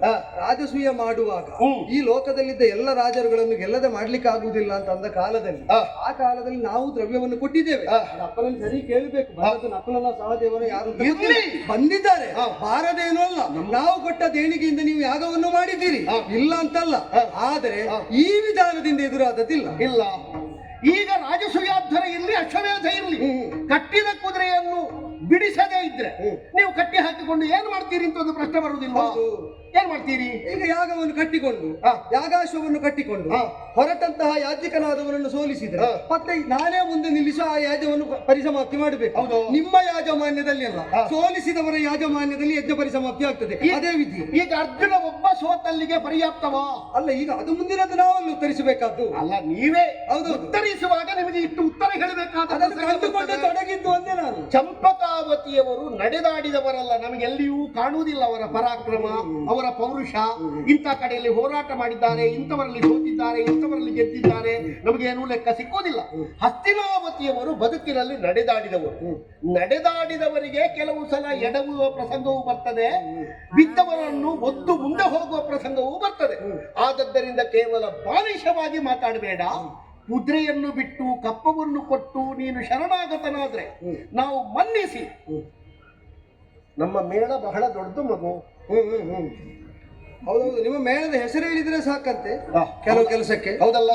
ಆದದ್ದರಿಂದ ಹೇಳುವುದು, ನಮ್ಮ ಯಜಮಾನನು ದೊಡ್ಡವ, ನಮ್ಮನ್ನು ಕಳಿಸಿದವರು ದೊಡ್ಡವರು. ಇಂಥ ಮೇಳದಲ್ಲಿ ಒಂದು ಕಡೆಯ ಭಾಗದಲ್ಲಿ ಕುಳಿತವನಾದರೂ ಪ್ರಸ್ಫುಟವಾಗಿ ಪ್ರಕೀರ್ತಿಯನ್ನು ಹೊಂದಿದವ. ಯಾವುದಂತೆ ಅದು? ಅದು ಇಂಥದ್ದಂತೆ. ಅಲ್ಲಿ ಎಲ್ಲಿ ಹೆಸರು ಉಂಟು ಅಂತಲ್ಲ, ಅದರೊಳಗೆ ಉಂಟಾ ಎನ್ನುವುದೇ ಮುಖ್ಯ. ಆದ್ದರಿಂದ ಸಣ್ಣ ಮೇಳದಲ್ಲಿ ದೊಡ್ಡವನಾಗುವುದಕ್ಕಿಂತ ದೊಡ್ಡ ಮೇಳದಲ್ಲಿ ಸಣ್ಣವನಾದರೂ ಬಾಮಗೂ ನಮ್ಮೊಟ್ಟಿಗೆ. ಈಗ ದೊಡ್ಡ ಮೇಳದ ಹೆಸರು ಹೇಳುವಾಗ ಯಜಮಾನನನ್ನು ಉಲ್ಲೇಖಿಸದೆ ತಾನೇ ಮೇಳ ಅಂತ ಹೇಳುವ ಅಂತ ನಿನ್ನನ್ನು ರೂಟಿಯ ಭಟ ನಿಲ್ಲುವುದು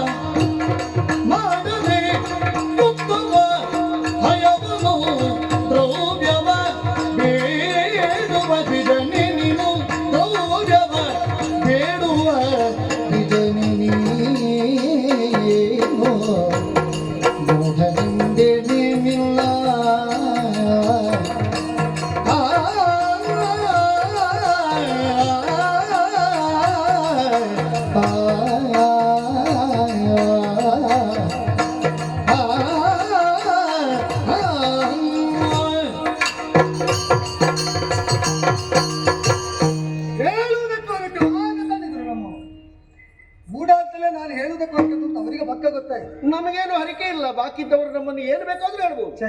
ನಮಗೇನು ಬೇಸರ ಆಗುದಿಲ್ಲ. ತಡೆದದ್ದು ನೀನಲ್ವೋ, ನಿನ್ನವರು ಅಲ್ಲ, ಅವ್ರ ಅಪ್ಪನಿಗೆ ನಮ್ಮವರೇ ಹೇಳಿದ್ದು ಏನು? ಬೇಡ ಅಂತ. ಈಗ ನಿಮ್ಮವರು ಹೇಳಿದ್ರಲ್ವ, ಈಗ ಅದು ಆಕ್ಷೇಪಾರ್ಹ ಅಂಗೀಕಾರಾರ್ಹ ಅಂತಾಗುವುದು. ಮೂಢ ಅಂತ ಹೇಳುವುದಕ್ಕೆ ಹೊರಟ. ಬೇಡ ಬೇಡ, ರೂಢಿಯಲ್ಲಿ ಭಟ ಅಂತಲೇ ಗಳಿಕೆ ಉಂಟು. ಆಗ ಅವರಿಗಾದ್ರೂ ಗೊತ್ತುಂಟಾಗ, ಅಲ್ಲಲ್ಲ, ಅವರಿಗಾದ್ರೂ ಗೊತ್ತು, ನಿನಗೆ ಅರ್ಥ ಆಗ್ಲಿಲ್ಲ. ಇರ್ಲಿ, ನಾನು ಹೇಳಿದ್ದನ್ನು ಅರಿತವರು ಆಡಿದ್ರೋ ಅರಿಯದೆ ಅವರು ಮೇಲ್ನೋಟಕ್ಕೆ ತಡೆದರೋ ಅದು ನಮಗೆ ಗೊತ್ತಿರುವುದು. ಸರಿ, ಈಗ ಅವರು ಹೇಳಿದ್ದು ರೂಢಿಯಲ್ಲೇ ಭಟ ಅಂತ ನಾವು ಇದು ತನಕ ಮಾನಿಸಿದ ಒಬ್ಬ ಪಕ್ಕನೆ ಹೇಳಿದ್ದು ತಪ್ಪು ತಪ್ಪಾಗಿ ಕಾಣ್ತದೆ. ಒಂದು ಪ್ರಕರಣದಲ್ಲಿ ತಪ್ಪಿದ್ದರಿಂದ ಸಾರ್ವತ್ರಿಕವಾಗಿ ಅವನ ಮೌಢ್ಯವನ್ನೇ ನಾವು ಹೀಗೆಳೆಯುವುದು ತಪ್ಪಾಗುತ್ತದೆ. ನಾನು ನಿಜವಾಗಿ ಪಾರ್ಥನ ಬದುಕಿಡೀ ಅವ ಮೌಢ್ಯದಲ್ಲೇ ಇದ್ದದ್ದು ಅಂತ ಹೇಳಲಿಕ್ಕೆ ಹೊರಟದ್ದಲ್ಲ, ಅವ್ರ ಪಕ್ಕ ಹಾಗೆ ತಿಳಿದದ್ದು. ನಾನು ಹೇಳಲಿಕ್ಕೆ ಹೊರಟದ್ದು ಈ ಪ್ರಕರಣದಲ್ಲಿ ನೀರಾಡುವ ಮಾತುಗಳನ್ನು ಕೇಳುವಾಗ ಮೂಢನೆಂಬೆನೆ ಅಂತಲೇ ಹೇಳಲಿಕ್ಕೆ ಹೊರಟದ್ದು. ಅದು ತಿಳಿಯದವರು ಬೇಡ ಬೇಡ ಅಂದ್ರೆ ಅಷ್ಟೇ. ಯಾಕೆ ಯಾಕೆ ರೂಢಿಯ ಭಟನೆಂದು ನಿನ್ನನ್ನು ಎಲ್ಲರೂ ಕೊಂಡಾಡುವಂತೆ ಆದದ್ದು ವೀರ ವಿಕ್ರಮದ ಮೂಲಕವಾಗಿ ನೀನು ಆರ್ಜಿಸಿದಂತಹ ಯಶೋಗಾಥೆ ಏನುಂಟು. ರಾಜಸೂಯಾದನ್ನು ಕಾಡುವಂತಹ ಕಾಲದಲ್ಲಿ ದಿಗ್ದೇಶಗಳಿಗೆ ಸಾಗಿದಂತಹ ಪಾಂಡವರಲ್ಲಿ ನೀನು ಪ್ರಮುಖನಂತೆ. ಧನಂಜಯ ಎಂಬ ನೆಗಡ್ತೆಯನ್ನು ನೀನು ಗಳಿಸಿದ್ದು ಆ ಕಾಲದಲ್ಲಿ ಅಂತೆ. ದನಗಳು ಪ್ರವಾಹದೋಪಾದಿಯಲ್ಲಿ ಹರಿದು ಬಂದು ಇಂದ್ರಪ್ರಸ್ಥದಲ್ಲಿ ರಾಶಿಯಾಗಿ ಬಿದ್ದಿದ್ದಂತಹ ಕಾಲದಲ್ಲಿ ಕಂಡವರ ಕಣ್ಣುಗೆ ಅದು ಕಸವಾದದ್ದರಿಂದ ಆ ಬಳಿಕ ದ್ಯೂತಾದಿ ಪ್ರಕರಣಗಳಾಯಿತು ಅಂತ ನಾವು ಕೇಳಿ ತಿಳಿದದ್ದು. ಅಂದ್ರೆ ಅಷ್ಟು ಸಂಪದವನ್ನು ಬರಮಾಡಿಸಿಕೊಂಡಂತಹ ಒಬ್ಬಾತ ಪಾರ್ಥನಾಗಿ ಈಗ ದ್ರವ್ಯ ಬೇಕು ಅಂತ ಆದ ಕಾಲದಲ್ಲಿ ಈಗ ಧಾರ್ಮಿಕರಾದಂತಹ ನಮ್ಮನ್ನು ನೀವು ಗೆಲ್ತೇನೆ ಅಂತ ಹೇಳಿದ್ರೆ ವ್ಯಕ್ತಿನಿಷ್ಠವಾದ ಧಾರ್ಮಿಕತೆ ಏನಲ್ಲ. ನಮ್ಮನ್ನು ನಾವು ಧಾರ್ಮಿಕರು ಅಂತ ಹೇಳಿಕೊಳ್ಳುವುದಕ್ಕೆ ಅಹಂಕಾರ ಅಲ್ಲ ಇರಬೇಕಾದ್ದು, ಅಲ್ಲಿರಬೇಕಾದ ಆತ್ಮವಿಶ್ವಾಸ. ಈಗ ವಯಂ ಶಕ್ತ ಧರ್ಮಸ್ಯ ರಕ್ಷಣೆ ಧರ್ಮಚಾರಿಣ ಪಾಂಡವರಿಬ್ಬರನ್ನು ಸೇರಿಸಿ ಸಾಂದರ್ಭಿಕವಾಗಿ ಹೇಳಿದ ಮಾತು. ನಾವು ಧರ್ಮ ರಕ್ಷಣೆಗೆ ಸಮರ್ಥರು. ಯಾಕೆ ಅಂದ್ರೆ ನಾವು ಧಾರ್ಮಿಕರು. ಇದನ್ನು ನಿಮಗೆ ಹೇಳ್ಬಹುದು ಅಂತಾದ್ರೆ ಅದೇನೊಂದು ಪಟ್ಟದ ಸೊತ್ತಲ್ಲ ಮಾತು. ಧರ್ಮಾಚರಣೆಯನ್ನು ಮಾಡಿ ಅದರಲ್ಲಿ ನಿಷ್ಠರಾದ ಯಾರಾದರೂ ಹೇಳಬಹುದಾದ ಮಾತು. ಆದ್ದರಿಂದ ತಮ್ಮನ್ನು ತಾವು ಧಾರ್ಮಿಕ ಅಂತ ಹೇಳಿಕೊಂಡ್ರೆ ಅದು ಅಬದ್ಧವೂ ಆಗುವುದಿಲ್ಲ, ಅದು ಅಪಚಾರವೂ ಆಗುವುದಿಲ್ಲ. ನಾವು ಧರ್ಮದಲ್ಲಿ ಇದು ತನಕ ಚ್ಯುತಿಯಾದದ್ದಿಲ್ಲ. ಆದ್ದರಿಂದಲೇ ಭಗವದನು ದಿಂದ ನಾವು ವಿದೂರರಾದದ್ದಿಲ್ಲ. ಧರ್ಮದಲ್ಲೇ ನೆಲೆಯಾಗಿದ್ದೇವೆ ಅಂತ ಹೇಳಿಕೊಳ್ಳುವ ಧರ್ಮದನೆಂಬ ಹಿರಿಯರನ್ನೇ ಹೊಂದಿದವರು ಬದುಕಿನ ಪಥದಲ್ಲಿ ಮಧ್ಯ ಮಧ್ಯದಲ್ಲಿ ಪರಿಭವ ಕಂಡದ್ದಕ್ಕೆ ನಮಗೆ ಯಥೇಚ್ಛವಾಗಿ ದೃಷ್ಟಾಂತ ಸಿಗ್ತದೆ. ನಾನು ಒಂದು ಹೇಳ ನಿನಗೆ ಹೇಳು, ಸ್ಪರ್ಧಿಸುವ ಪ್ರತಿಯೊಬ್ಬರಲ್ಲಿಯೂ ತಾನೇ ಗೆಲ್ತೇನೆ ಎನ್ನುವುದು ಇರಬೇಕು, ಇರ್ತದೆ. ಹೌದೌದು, ಆದ್ರೆ ಎಲ್ಲರೂ ಗೆಲ್ತಾರಾ? ಅಲ್ಲ, ಈಗ ಗೆಲ್ತಾರಾ? ಅಲ್ಲ, ನಾನೀಗ ಕೇಳುದು ನಿನಗೆ ಅದು ಗೊತ್ತಿದ್ರೆ ಸ್ಪರ್ಧಿಸುವಾಗ ಯಾರಾದ್ರೊಬ್ಬ ಹಾಗೆ ಹೇಳುವಾಗ ನೀನು ಅದನ್ನು ತಡೆದು ಮಾತಾಡುದು ಯಾಕೆ? ಯಾಕೆ ಈಗ ಎಲ್ಲರೂ ಹಾಗೆ ಹೇಳ್ತಾರೆ ಎಂಬುದು ಸಹಜ ಅಂತ ಹೇಳಿ ಈಗ ಅದು ಹೇಳಲಿಕ್ಕೆ ಬಿಡಬೇಕಲ್ಲ. ಸ್ಥಾಪನೆ ಮಾಡಬೇಡ ನೀರದನ್ನು, ಅದು ಸಂಚಾರಿ ಭಾವ. ಅದನ್ನು ಹೇಳುವುದು ಸ್ಥಾಯಿ ಭಾವ ಅಲ್ಲ, ಅದನ್ನು ಹೇಳಬೇಕಾದ ಸ್ಥಾಪಿತವಾದ ವಿಷಯ. ಆದ್ದರಿಂದಲೇ ಹೇಳಿದ್ದು. ಈಗ ತಾವು ಆಡಿದ್ದನ್ನೇ ತಾವು ತಿದ್ದಿದ್ದಕ್ಕೆ ದೃಷ್ಟಾಂತ, ರಣಮಂಡಲದಲ್ಲಿ ಹೇಳಿದ್ದನ್ನೇ ತಾವು ತಿದ್ದಿಕೊಂಡದಕ್ಕೆ ದೃಷ್ಟಾಂತ ನಿಮಗೂ ಸಿಗ್ತದೆ. ಅಗೋಚರವಾದದ್ದು ಅಗಮ್ಯವಾದದ್ದು ನಾವು ಅರಿಯದೇ ಇದ್ದದ್ದನ್ನು ನಾವು ಈಗ ಆಡುವಾಗ ಗ್ರಹಿಸುವುದಕ್ಕಿಲ್ಲ. ಈಗ ಎರವ ಸೂತನ ಮಗನೆಂತ ತೊಡಗಿದೆ. ಆ ಸೂತನ ಮಗನ ಈಗ ನನ್ನ ಮುಂಭಾಗದಲ್ಲಿ ಬಂದು ಹಸುವಲ್ಲಿ ದುಡ್ಡು ಬಿದ್ದ ಅಂದ್ರೆ ತಾತ್ಪರ್ಯ ಏನು? ಯಾರನ್ನು ಸೂತನ ಮಗ ಅಂತ ಒಂದು ಕಾಲದಲ್ಲಿ ನೀನು ಹಂಗಿಸಿದ್ಯೋ ಅವನು ನನ್ನ ಅಗ್ರಜ ಅಂತ ಮಾನಿಸಿ ಅವನ ಮಗನನ್ನು ಕುಟುಂಬಸ್ಥ ಅಂತ ಸ್ವೀಕರಿಸುವಂತ ಅನಿವಾರ್ಯತೆ ನಿನಗೆ ಬಂದಿದೆ. ಯುದ್ಧದಲ್ಲಿ ಆಡುವ ಮಾತು ಆ ಕಾಲದಲ್ಲಿ ತಮ್ಮ ಸ್ಥೈರ್ಯದ ಉದ್ದೀಪನಕ್ಕೆ ಹೇತುವಾಗಬಹುದಾದದ್ದು, ಎದುರಾಳಿಯ ಎದೆಗುಂದಿಸಬಹುದಾದ ಮಾತುಗಳು. ಅದನ್ನು ಯಾರು ಎಲ್ಲಿಯೂ ಹೇಗೂ ಹೇಳಬಹುದು.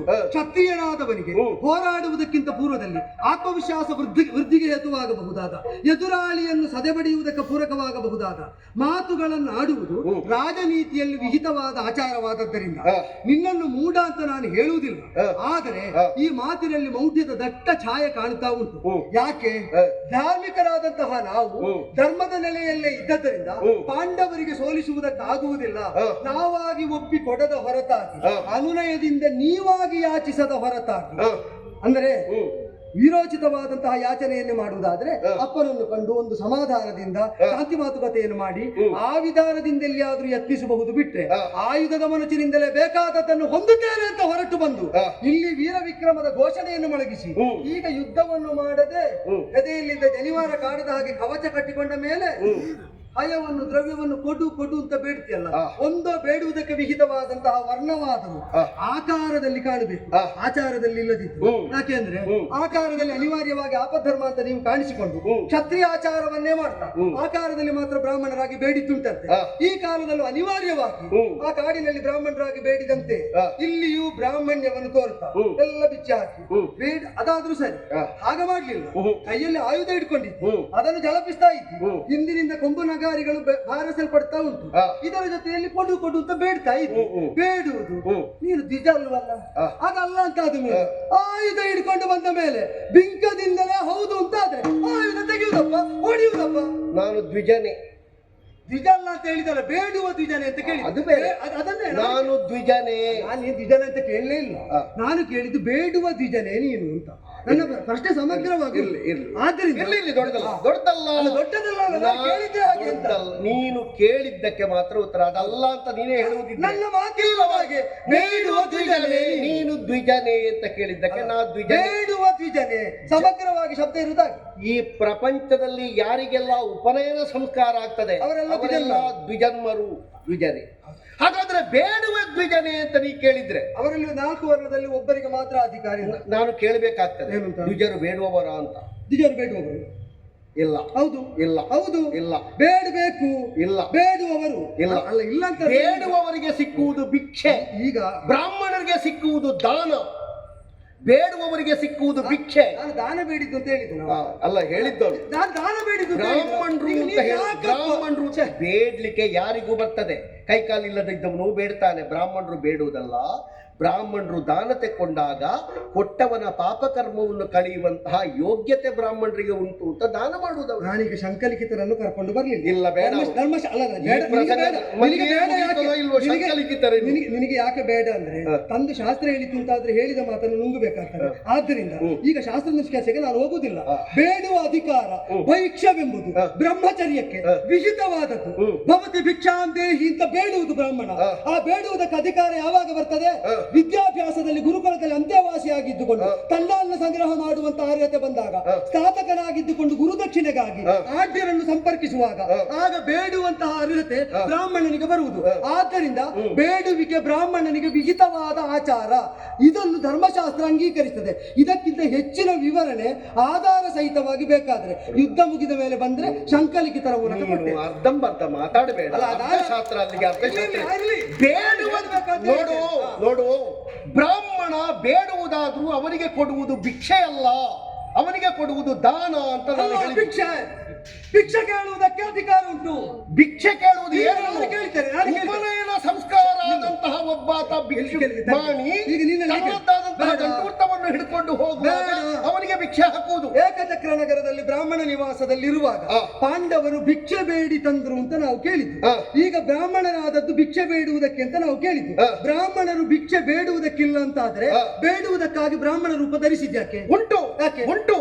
ಭಿಕ್ಷೆ ಎನ್ನುವುದಲ್ಲಿ ಅನ್ನ ಅಂತ ಆಗ್ತದೆ ಅಂತ, ಬೇರೆ ಏನು ದ್ರವ್ಯವಲ್ಲ ಅಂತ. ನಾವು ಬೇರೆ ಮಾತಾಡುವ. ಅಲ್ಲ, ದ್ರವ್ಯ ಅಂತ ಬೇರೆ ಮಾತಾಡುವ. ಅಲ್ಲ, ನೀನು ಮಾತಾಡಿದ್ದಕ್ಕೆ ಉತ್ತರ ಕೊಟ್ಟದ್ದು. ನೀನು ಪ್ರಸಂಗದಲ್ಲಿ ಕೆಲವೆಲ್ಲ ಅಧಿಕ ಪ್ರಸಂಗ ಮಾಡಿ ನಿನಗೆ ಬೇಕಾದಂತೆ ಅದನ್ನು ಮಡಚಿಡಬೇಡ. ಶಂಕಲಿಖಿತರು ಬೇಕು ಅಂತ ಇಲ್ಲ. ನಾವು ಅದಕ್ಕಿಂತ ದೊಡ್ಡವರ ಮಗು, ಧರ್ಮರಾಯನಂತ ತಮ್ಮ. ನಾನು ಹುಟ್ಟುವಾಗ ದೇವತೆಗಳ ಶರೀರವಾಣಿ ಮೊಳಗಿಸಿ ಶಚಿ ಪುರಂದರರ ಉಪಾಸನೆಯನ್ನು ಮಾಡಿ. ಅಲ್ಲ, ಹೇಳಿದ್ರು ಭಿಕ್ಷೆ ಆಗುದಿಲ್ವಾ? ನೀನು ಅನ್ನ ಭಿಕ್ಷೆ ಆಗುದಿಲ್ವಾ? ಅನ್ನ ಭಿಕ್ಷೆ ಆಗುದಿಲ್ವಾ? ನೀನು ಎಂತದ್ದು ಮಾತಾಡುದು? ಅನ್ನ ಭಿಕ್ಷೆ ಆಗುದಿಲ್ವಾ? ನನ್ನದಾದಂತಹ ವೀರಯೋಧತ್ವದಲ್ಲಿ ನಾನು ನಿನ್ನಲ್ಲಿ ಕೇಳಿದ್ದು ನಿನಗೆ ಅರ್ಥ ಆಗಿಲ್ಲ. ಈಗ ಧರ್ಮೀಯ ಅನ್ನ ಭಿಕ್ಷೆ ಆಗುದಿಲ್ವಾ? ನಾವು ಈಗ ಈಗ ಅಡ್ಡ ಮಾತಾಡಿದ್ದು ಬೇಡದಿದ್ದದ್ದು ಮಾತಾಡಿ ಇದು ರಾಜನೀತಿ. ರಾಜನೀತಿ ಅಲ್ಲ. ಯಾವ್ದು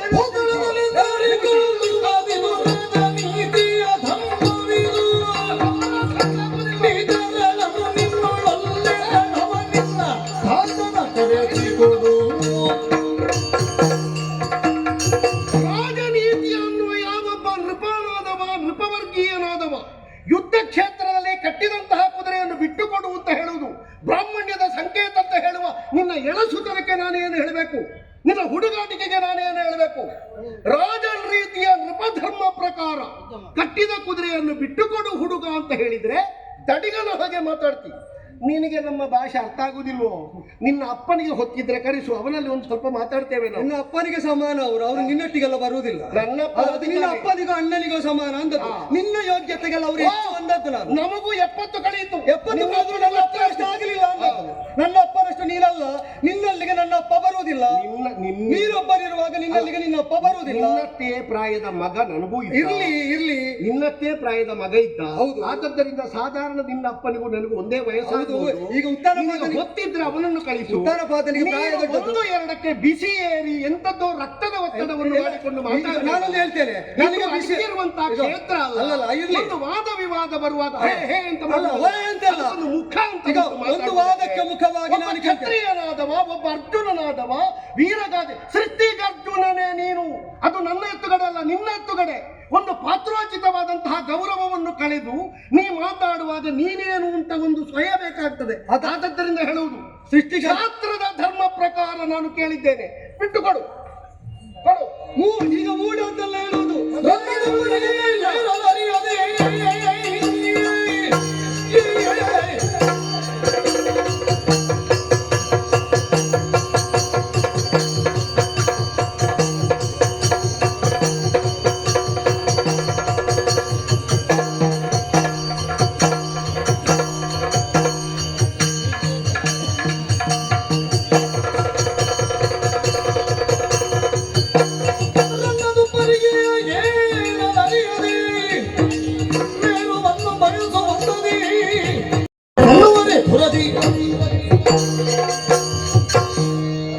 ನಿನಗೆ ರನ್ನದುಪ್ಪರಿಗೆ ನೇರುವುದಕ್ಕಾಗದಿದ್ದಾಗ ಮೇರುವಿನ ಕುರಿತಾದ ಬಯಕೆ ಉಂಟು. ಸೃಷ್ಟಿಗರ್ಜುನ ನೀನು ಅಂತ ನಾನು ಕೇಳಿದ್ದನ್ನಾಧರಿಸಿ ನೋಡುವುದಕ್ಕೆ ಇದೇ ಮೊದಲ ಬಾರಿ ಲಭ್ಯವಾದಾಗ ಹೇಳಿದ್ದು. ಕೇಳಿದ್ದನ್ನು ನೋಡಿದ ಕಾಲದಲ್ಲಿ ಆಡಿದ ಮಾತನ್ನು ಕೇಳಿದ ಮೇಲೆ ಅದೇ ನಾನು ಮೂಢನಂಬೆನೆ ಅಂತಲೂ ಮುಂದುವರಿದಿದ್ದೇನೆ. ಆದ್ದರಿಂದ ಪ್ರಾಸಂಗಿಕವಾಗಿ ಎಲ್ಲಿ ಯಾರಲ್ಲಿ ಎಷ್ಟು ಹೇಗೆ ಮಾತಾಡಬೇಕು ಅದರ ಕುರಿತಾಗಿ ಖಚಿತ ನಿರ್ಣಯ ಇದ್ದದ್ದರಿಂದ ಈಗ ನಾವು ತೊಡಗಿದ ಪ್ರಸಂಗದಲ್ಲಿ ಅಶ್ವಮೇಧದ ಅಶ್ವವಂದನದ ಪ್ರಕರಣದಲ್ಲಿ ನನಗೆ ಎಷ್ಟು ಹೇಗೆ ಮಾತಾಡಬೇಕು ಎಲ್ಲಿ ಎಂಬುದಕ್ಕೆ ಅರ್ಜುನನನ್ನು ನಾನು ಗುರುವಾಗಿ ಸ್ವೀಕರಿಸುವಿಲ್ಲ. ಅವನ ಉಚಿತ ಉಪದೇಶದ ಪ್ರಸಂಗದ ವಿಸ್ತಾರ ಅರ್ಜುನ ನೋಡಿದ ಪ್ರಸಂಗ ಬಹಳ ಉಂಟು. ಇಲ್ಲಿ ನೀವು ಬೇರೆ ಪ್ರಸಂಗದಲ್ಲಿ 20ರ ಒಳಗಿದ್ದವನು 70ರ ಒಳಗಿದ್ದವನು ಅಲ್ಲ. ಇಲ್ಲಿ 20ಕ್ಕಿಂತ ಕಡಿಮೆ ಧ್ರುವನ ಪ್ರಾಯ ಅಲ್ಲ ಉತ್ಥಾನ ಪಾದನದ್ದು. ಉತ್ಥಾನ ಪಾದನಿಗಲ್ಲ ಭಗವತ್ ದರ್ಶನ ಆದದ್ದು ಧ್ರುವನಿಗೆ. ಹಿರಣ್ಯಕಶಿಪಿಗೆ ಕೃಷ್ಣನಿಂದ ಗೀತೋಪದೇಶ ಮಾಡಿಕೊಂಡವ ನಾನು. ಆ ಬಳಿಕ ನೀನು ಬೈಗಳು ಕೇಳಿದವನು ನೀನಂತೆ. ಕೇಳಿದ ಗೀತ ಮರ್ತೋಗಿದೆ, ಮರುಗೀತೆ ಉಪದೇಶವೂ ಆಗಿದೆ ನಮಗೆ. ಇನ್ನೊಂದು ಸಲ ಹೇಳು ಅಂತ ಹೇಳಿದ ಕಾಲದಲ್ಲಿ ಯಾವ ಸ್ಫೂರ್ತಿಯಲ್ಲಿ ಗೀತ ಹೊರ ಬಂತೋ ಅದು ಈಗ ಇಲ್ಲ. ಮೂರ್ಖ ಅಂತ ನಿನ್ನನ್ನು ಬೈದಿದ್ದಾನಂತೆ. ಇದನ್ನು ನಾವು ಕೇಳಿದ್ದೇವೆ. ಮರಳಿ ಹೇಳು. ಬೈದು ನನ್ನೊಟ್ಟಿಗೆ ಇದ್ದಾನೆ ಕೃಷ್ಣ, ನಿನ್ನೊಟ್ಟಿಗಿಲ್ಲ ಅಂತ. ಈಗ ಇದೆ ನೀನ್ ಹೇಳಿದ್ಯಲ್ಲ ಅಬದ್ಧ ಮಾತಾಡು ಹಾರಾಡುವುದು ಅಂತ. ಇದಕ್ಕೆ ಹೇಳುವುದು ನಾನು ಗೀತೆಯನ್ನು ಹೇಳಿಸಿಕೊಂಡವ ಅಂತ ಹೇಳಿದಾಗ ಗೀತೆಯನ್ನು ಹೇಳಿಸಿಕೊಂಡವನಲ್ಲಿ ಯಾವುದು ಅನುಚಿತವಾದ ವರ್ತನೆ ಅಂತ ನಾನು ತೋರಿಕೊಟ್ಟೆ. ಆಗ ಮಂಗನಂತೆ ನಿನ್ನ ಕಪಿಯಲ್ಲಿದ್ದ ಮಂಗನಂತೆ ಹಾರಿದೆ. ಒಂದು ನೀನು ಮರಿ ಮಂಗನ, ಇಲ್ಲಿ ನಾನು ದೊಡ್ಡ ಮಂಗನಾದೆ. ನೀನು ಮಂಗದಲ್ಲಿಯೂ ಮರಿ ಮಂಗನಾದಿ. ಅದಾಗ್ಲಿ ನೀನು ಹೀಗೆ ಮಾತಾಡಿಯೇ ಬಹುಶಃ ಬಾಯಿ ಮುಚ್ಚಿಸಿದ್ದೆಲ್ಲ. ಇಲ್ಲಿ ಮಾತ್ರ ನೀನು ಮಾತಾಡುವಾಗ ಬಾಕಿದ್ದವರು ಮಾತಾಡಬಾರದು ಅಂತ ನಿಮಗೆಲ್ಲ ಒಂದು ಹಠ ಉಂಟು. ಏನಿಲ್ಲ, ಅದೇ ಸ್ಥಾಪನೆ ಆದದ್ದು ಬಿಟ್ರೆ ಬೇರೆ ಏನು ಅಲ್ಲ. ಗೊತ್ತಾಗುದಿಲ್ಲ ಎಂತದ್ದು ಗೊತ್ತಾಗುವಾಗ ಮಧ್ಯದಲ್ಲಿ ನೀನೇ ಇದೀಗ ಪ್ರಾಸಂಗಿಕವಾಗಿ ಅಲ್ಲದೆ ಇರುವುದನ್ನೆಲ್ಲ ತೆಗೆದು ಬ್ರಾಹ್ಮಣರು ಬೇಡುವುದು ಅಂತ ಹೇಳ್ತಾರೆ. ಅನ್ನವೆಂಬುದು ಬೇಡುವಿಕೆ, ಭಿಕ್ಷೆಗೆ ಅರ್ಹವಾದದ್ದು. ಭವಾನ್ ಭಿಕ್ಷಾಂ ದದಾತು ಅಂತ ಕೇಳಿದರೆ ಅನ್ನಕ್ಕಿಂತ ಭಿನ್ನವಾದದ್ದು. ಯಾಕೆ? ಅವ ಕೊಡಬಹುದಾದದ್ದು ಧನವನ್ನೋ ಕನಕವನ್ನೋ ಭೂಮಿಯನ್ನು. ಅನ್ನದ ಕುರಿತಾಗಿ ಅಧಿಕಾರ ಇರುವುದು ಮನೆಯ ಗೃಹಿಣಿಯಾದವಳಿಗೆ. ಆದ್ದರಿಂದಲೇ ಭೈಕ್ಷುಗಳಾದಂತಹ ಬ್ರಾಹ್ಮಣರು ಭವತಿ ಭಿಕ್ಷಾಂ ದೇಹಿ ಅಂತ ಕೇಳುವುದು. ಯಾರಲ್ಲಿ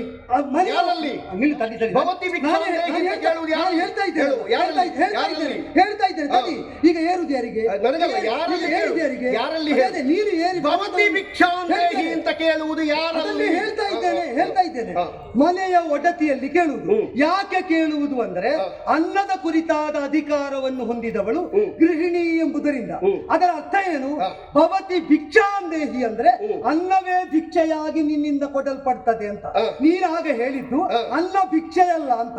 ಆದ್ರಿಂದಲೇ ಹೇಳಿದ್ದು ಧರ್ಮಶಾಸ್ತ್ರಕಾರರಲ್ಲಿ ಕರೆದು ವಿಚಾರಿಸಿ ಹಾಕಿದರೆ ಯಾವುದು ತರಗೆಲೆಯಂತೆ ಹಾರಿ ಹೋಗ್ತದೋ ಅದನ್ನು ಅರ್ಜುನ ನಾನು ದಶನಾಮಧಾರಿ ನಾನು ಸ್ಥಾಪಿತ ಚರಿತ್ರನು ನಾನು ಎಂಬುದರಿಂದ ರಂಗದಲ್ಲಿ ಬಂದ ಹುಡುಗರ ತಲೆಗೆ ಮೆಟ್ಟಿ ಅವರ ಬಾಯಿ ಕಟ್ಟಿಸಿ ಅವರನ್ನು ಹೊಡೆದೆ ದೊಡ್ಡ ಭಟ ಅಂತ ಆದಂತಹ ನಿನ್ನಂತವರಿಗೆ ಎದುರಾಳಿ ಗಟ್ಟಿಯಾಗಿದ್ದಾಗ ಕಿರಿಕಿರಿ ಆಗ್ತದೆ. ಇಲ್ಲ, ಆ ಕಾರಣದಿಂದ- ನೀನೇನು ಗಟ್ಟಿಯಲ್ಲ. ಅಲ್ಲ ಬಿಡು, ಚಂಪಕಾವತಿಯೇ ನಮಗೆ ಏನೂ ಅಲ್ಲದೆ ಇರುವಂತಹ ಊರು. ಅದಾದ ನಮಗೆ ಒಂದು ಲೆಕ್ಕಕ್ಕೆ ಸಿಗಲಿಲ್ಲ. ನಿವಾರಿಸಿ ಹೋಗು. ನಿವಾರಿಸಿ ಹೋಗ್ತೇವೆ, ನಿವಾರಿಸಿ ಹೋಗ್ತೇವೆ.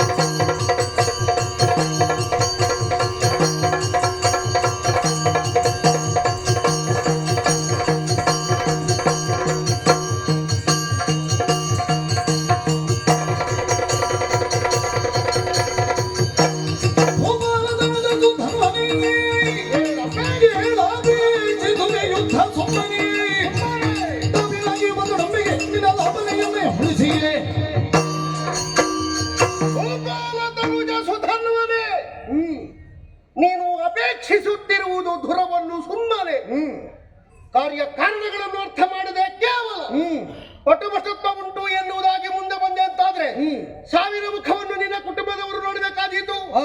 ನಿನ್ನ ಧಾರ್ಮಿಕ ಅಂತ ತಿಳಿದಿದ್ದೇವೆ. ಅವನನ್ನು ಕರೆಸ್ತೀಯ ಸಾಹಿತ್ಯ ನಿನಗೆ ಒಂದು ವರಹ ಸಿಕ್ಕಬೇಕಾದ್ರೆ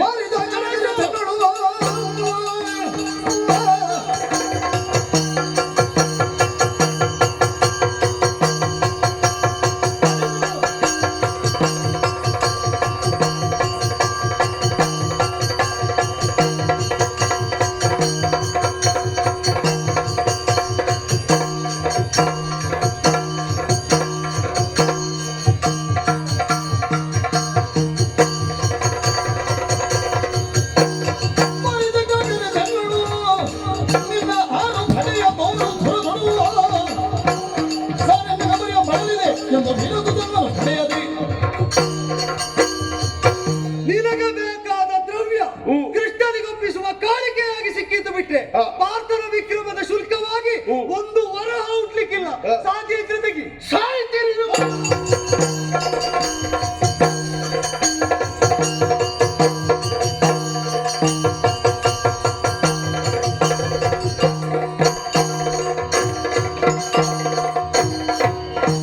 ಇಲ್ಲ, ಇವ ಹತಪ್ರಭರಾದ ರಥಗಳನ್ನು ಹಾರಿಸಿದ ಆಗಲಿಲ್ಲ, ಬ್ರಹ್ಮಾಸ್ತ್ರಗಳನ್ನು ಪ್ರಯೋಗಿಸಿದ, ಪರಸ್ಪರ ಉಪಶಮನಿಸಬೇಕಾಗಿ ಬಂತು.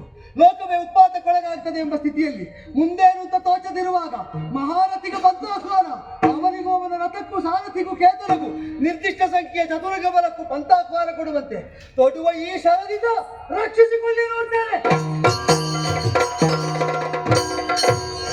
ದೇವಕೃಷ್ಣ ನೀನು ನಮ್ಮ ಭಾವನೆದು ನಂಬಿ ಜಗದೀ.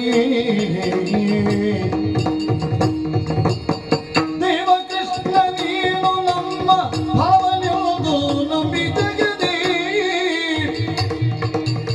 ಕೋವಿದಕ್ಷ್ಮವನ್ನು ಪಿಡಿದು ಜೀವಿಸಿದೆವನೈ. ಕೋವಿದಕ್ಷ್ಮವನ್ನು ಪಿಡಿದು ಜೀವಿಸಿದೆವನಯ್ಯ. ಮುಂದಿನ ನೀ ವಿರೋಧಿಯೊಡನೆ ಕಾದಲಾವ ಪರಿಯುಳು, ಕಾದಲಾವ ಪರಿಯುಳು. ಕೃಷ್ಣ ದೇವಾ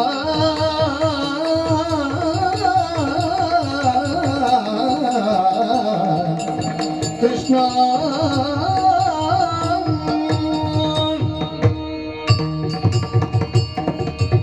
ಕೃಷ್ಣ ಅಚ್ಯುತ ಮುಕುಂದ ಯುದ್ಧ ಮಾಡುತ್ತಾ ಮಾಡುತ್ತಾ ಮಾಡುತ್ತಾ ಇದ್ದಂತೆ ಏನೋ ಒಂದು ತರನಾದಂತಹ ಹಿನ್ನಡೆ. ಆ ಹುಡುಗನನ್ನು ನೋಡುವಾಗಲೇ ನಾನು ಬಾಕಿದ್ದವರಿಗೆ ಹೇಳಿದ್ದೇನೆ, ಯಾರಿಗಂಜುವವನಲ್ಲ.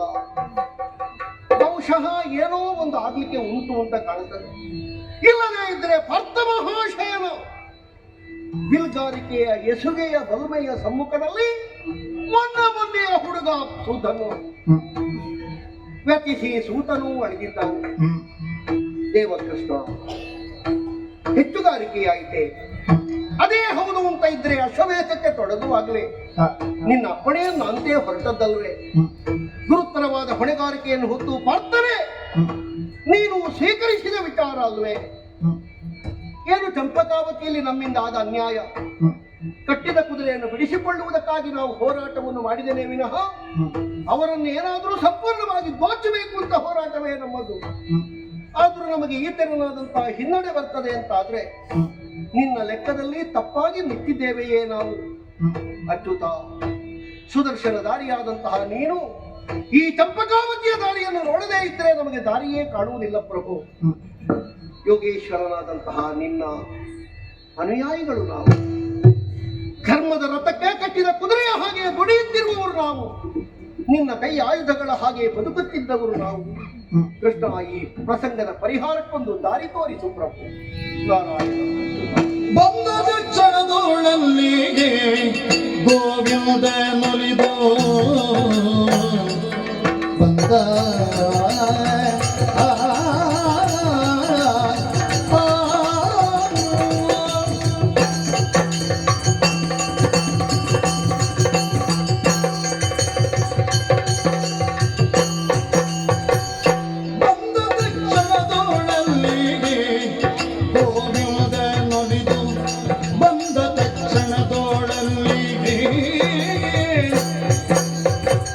ಕಶ್ಯಪ ಮುಖ್ಯ ಮುನೀಚರರುಗಳು ಆಲಸ್ಯಮಿಲ್ಲದೆ ಮಾಡುವ ಧ್ಯಾನಕ್ಕೆ ಅದೃಶ್ಯವೆನಿಪ ಪರಬ್ರಹ್ಮನು ಪಾರ್ಥಗೆ ವಚನಮೋಗ ನಿರ್ಧರಿಸುವ ತೆರದಿ ಬಂದನು.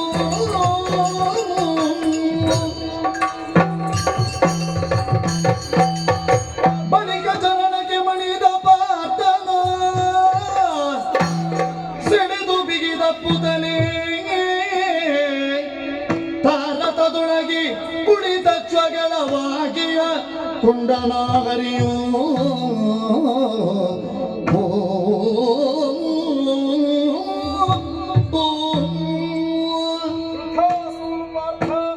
ದೇವರೇ, ಹಸ್ತದಲ್ಲಿ ಬೆರಳುಗಳು ಹೇಗೆಯೋ ಕಂಗಳನ್ನು ಕಾಪಿಡುವುದಕ್ಕೆ ರೆಪ್ಪೆ ಹೇಗೆಯೋ ಹಾಗೆಯೇ ಮಿತ್ರನಾದವನು ಸದಾಕಾಲ ತನ್ನ ಸನ್ಮಿತ್ರನನ್ನು ಕಾಯುವುದಕ್ಕೆ ಕಂಕಣಬದ್ಧನಾಗಿರಬೇಕು ಅನ್ನುವುದು ರಾಮಾದರ್ಶವಾದದ್ದು.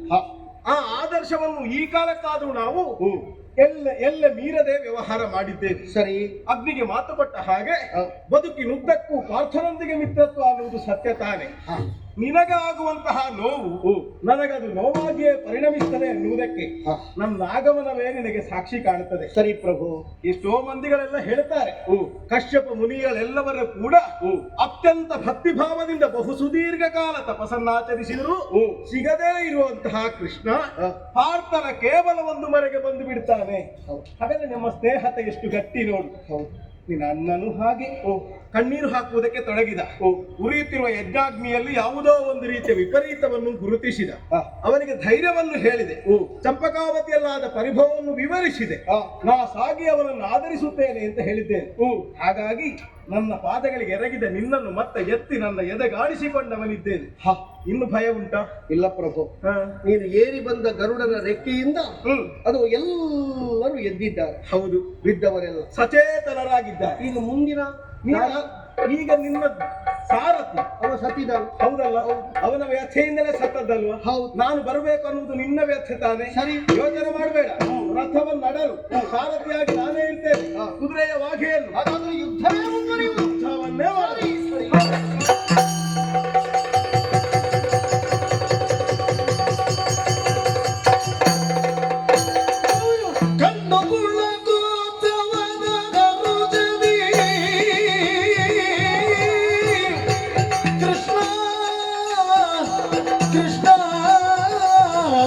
Krishna,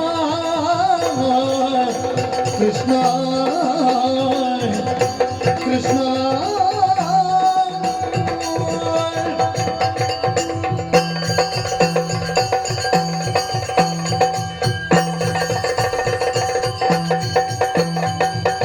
ಕಂಡು ಕುಳಗೋ ಸವದ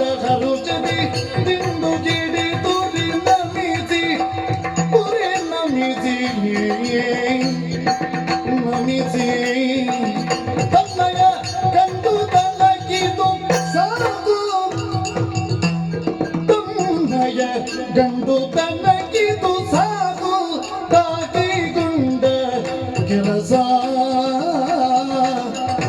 ಕೃಷ್ಣ ಕೃಷ್ಣ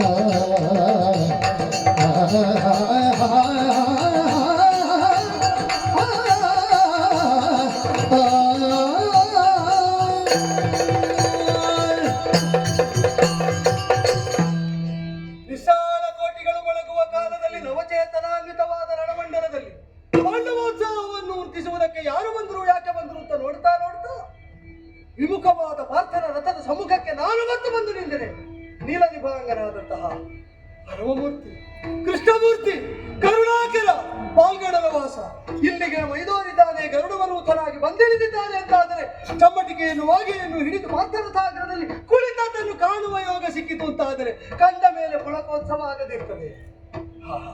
ಮುನಿಮನೀಷಿಗಳಾದವರು ಮನುಮುನಿಗಳಾದವರು ಸಹಸ್ರ ಸಹಸ್ರ ವರ್ಷಗಳ ಪರ್ಯಂತ ತಪಸ್ಸು ಮಾಡಿದರೂ ಸಿಕ್ಕದ ದುರ್ಲಭವಾದ ಇಂತಹ ಈ ಸ್ವರೂಪ ಈ ನಗರದಲ್ಲಿ ಕಾಲೂರುವುದಕ್ಕೆ ಈ ಚಂಪಕಾವತಿ ಯೋಗ್ಯವಾಯಿತು ಅಂತಾದರೆ ತನ್ನಯ ಗಂಡುತನಕ್ಕಿದು ಸಾಕು. ನಾನು ಮಾತ್ರ ಬರಮಾಡಿಕೊಂಡಿದ್ದೇನೆ, ನನ್ನಿಂದ ನನಗಾಗಿ ಅಂತ ನಾನು ಆಡುವುದಕ್ಕೆ. ಈ ಮಣ್ಣನ್ನು ಕೃಷ್ಣ ಕಾಲಿಡುವುದಕ್ಕೆ ಯೋಗ್ಯವಾದಂತಹ ಪವಿತ್ರ ರೇಣುಗಳಿಂದ ತುಂಬುವಂತೆ ಮಾಡಿದಂತಹ ನಮ್ಮ ಅಪ್ಪನ ಕರ್ತೃತ್ವ ಇದರ ಒಂದೊಂದು ರೇಣುವಿನ ಪಾವಿತ್ರ್ಯದಲ್ಲೂ ಉಂಟು.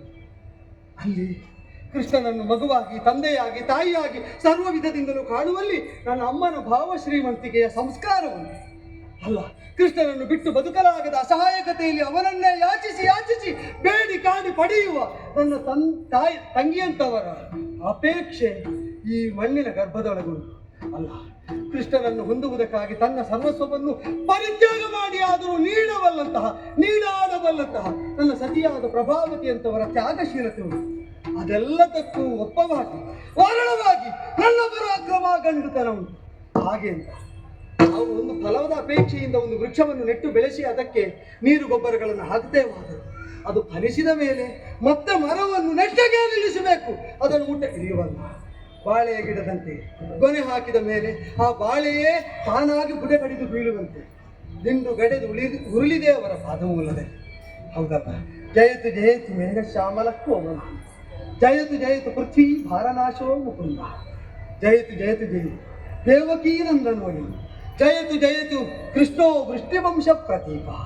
ಹೌದು, ಅವನಿಗೆ ಜಯಕಾರವಾಗಲಿ ಅಂತ ಹೇಳದೆ ಪೃಥ್ವಿ ಭಾರನಾಶಕನಾಗಿ ಅವತರಿಸಿದಂತಹ ಮುಕ್ತಿಪ್ರದಾಯಕನಾದ ಮುಕುಂದನನ್ನು ಈ ನೆಲ ಕಾಣುವಂತಾಗಬೇಕು ಎಂಬುದಕ್ಕೆ ತನ್ನ ಮಕ್ಕಳಂತೆ ಪ್ರತಿಯೊಬ್ಬನಿಗೂ ವೈಷ್ಣವ ದೀಕ್ಷೆಯನ್ನು ಕೊಟ್ಟು ಸಾಕಿ ಸಲಹಿದ ನಮ್ಮ ಅಪ್ಪನ ಸಂಕಲ್ಪ ಸಾಕ್ಷಾತ್ಕಾರವಾದಂತಹ ಈ ಕ್ಷಣದಲ್ಲಿ ವೇಗಶ್ಯಾಮನಾಗಿ, ಗೀತಕೌಶೇಯವಾಸನಾಗಿ, ಶ್ರೀವತ್ಸಾಂಕನಾಗಿ, ಕೌಸ್ತುಭೋದ್ಭಾಸಿತಾಂಗನಾಗಿ, ಪುಣ್ಯೋಪೇತನಾಗಿ, ಪುಂಡರೀತಾಕ್ಷನಾಗಿ ಕೃಷ್ಣ ಜಗದ್ಗುರುವಾಗಿ ಇಲ್ಲಿಗೆ ಬಂದಿದ್ದಾನೆ ಅಂತಾದ್ರೆ ಕೃಷ್ಣ ಒಂದೇ ಸರ್ವಲೋಕೈಕನಾಥ, ಸರ್ವಲೋಕೈಕನಾಥ, ಸರ್ವಲೋಕೈಕನಾಥ.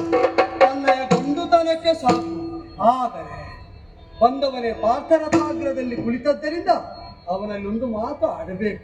ಗೋವಿಂದ ಗೋವಿಂದ ಲಾಲಿಸು, ಗೋವಿಂದ ಲಾಲಿಸು.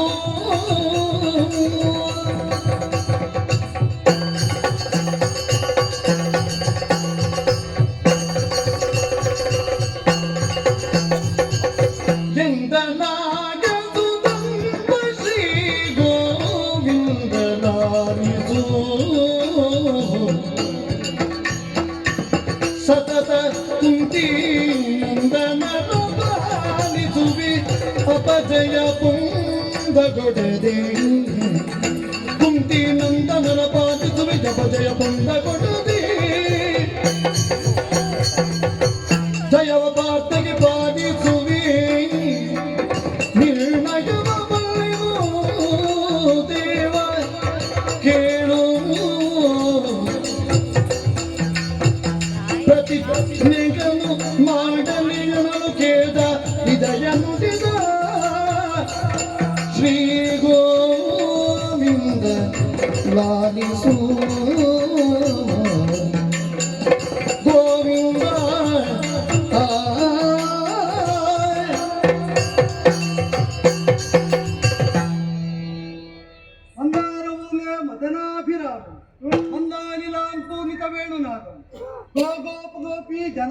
ಸಂಸ್ಥವು ಗೋಪಂ ಭಜೆ ಗೋಕುಲ ಪೂರ್ಣಚಂದ್ರ ಗೋವಿಂದೋ ವೇದನಾಥ್ ಗವಾನ್. ಗೋವುಗಳನ್ನು ಮಾತ್ರ ತಿಳಿದವನಾದ್ದರಿಂದ ನೀನು ಗೋವಿಂದನಲ್ಲ, ಗೋನಾಮಕವಾದ ಇಂದ್ರಿಯಗಳನ್ನು ಅರಿತವನಾದ್ದರಿಂದ ಅದರ ಸಾಧ್ಯತೆಯನ್ನು ಮಿತಿಯನ್ನು ಚೆನ್ನಾಗಿ ತಿಳಿದು ಅದರ ಮೂಲಕವಾಗಿ ಲೋಕದ ಕಾರ್ಯವನ್ನು ಉದ್ದೀಪಿಸಿ ಪಾಲನಾಕರ್ತೃವಾದದ್ದರಿಂದ ನಿನಗೆ ಗೋವಿಂದ ಅಂತ ಅಭಿಧಾನ. ಗೋ ಶಬ್ದ ಪ್ರತಿಪಾದ್ಯವಾದ ಸರ್ವಕ್ಕೂ ನೀನೇ ಒಡೆಯ ಅಂತ ಲೋಕಕ್ಕೆ ಮಹೇಶನೆನಿಸಿದ ಮಹೇಂದ್ರನಾದಂತಹ ಆ ಇಂದ್ರನೇ ಸಾರಿದ್ದಾನೆ ಅಂತ ಆದ ಮೇಲೆ ಅವನ ಮಾತಿನಂತೆಯೇ ನಿನ್ನನ್ನು ಗೋವಿಂದ ಅಂತ ಅಂಗೀಕರಿಸಿ ಹೇಳುತ್ತೇನೆ.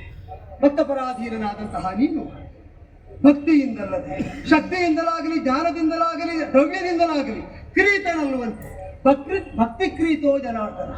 ಜನಾರ್ದನಿಗೆ ಕ್ರಯ ಮಾಡ್ಲಿಕ್ಕೆ ಆಗುತ್ತದೆ ಯಾವುದರಲ್ಲಿ?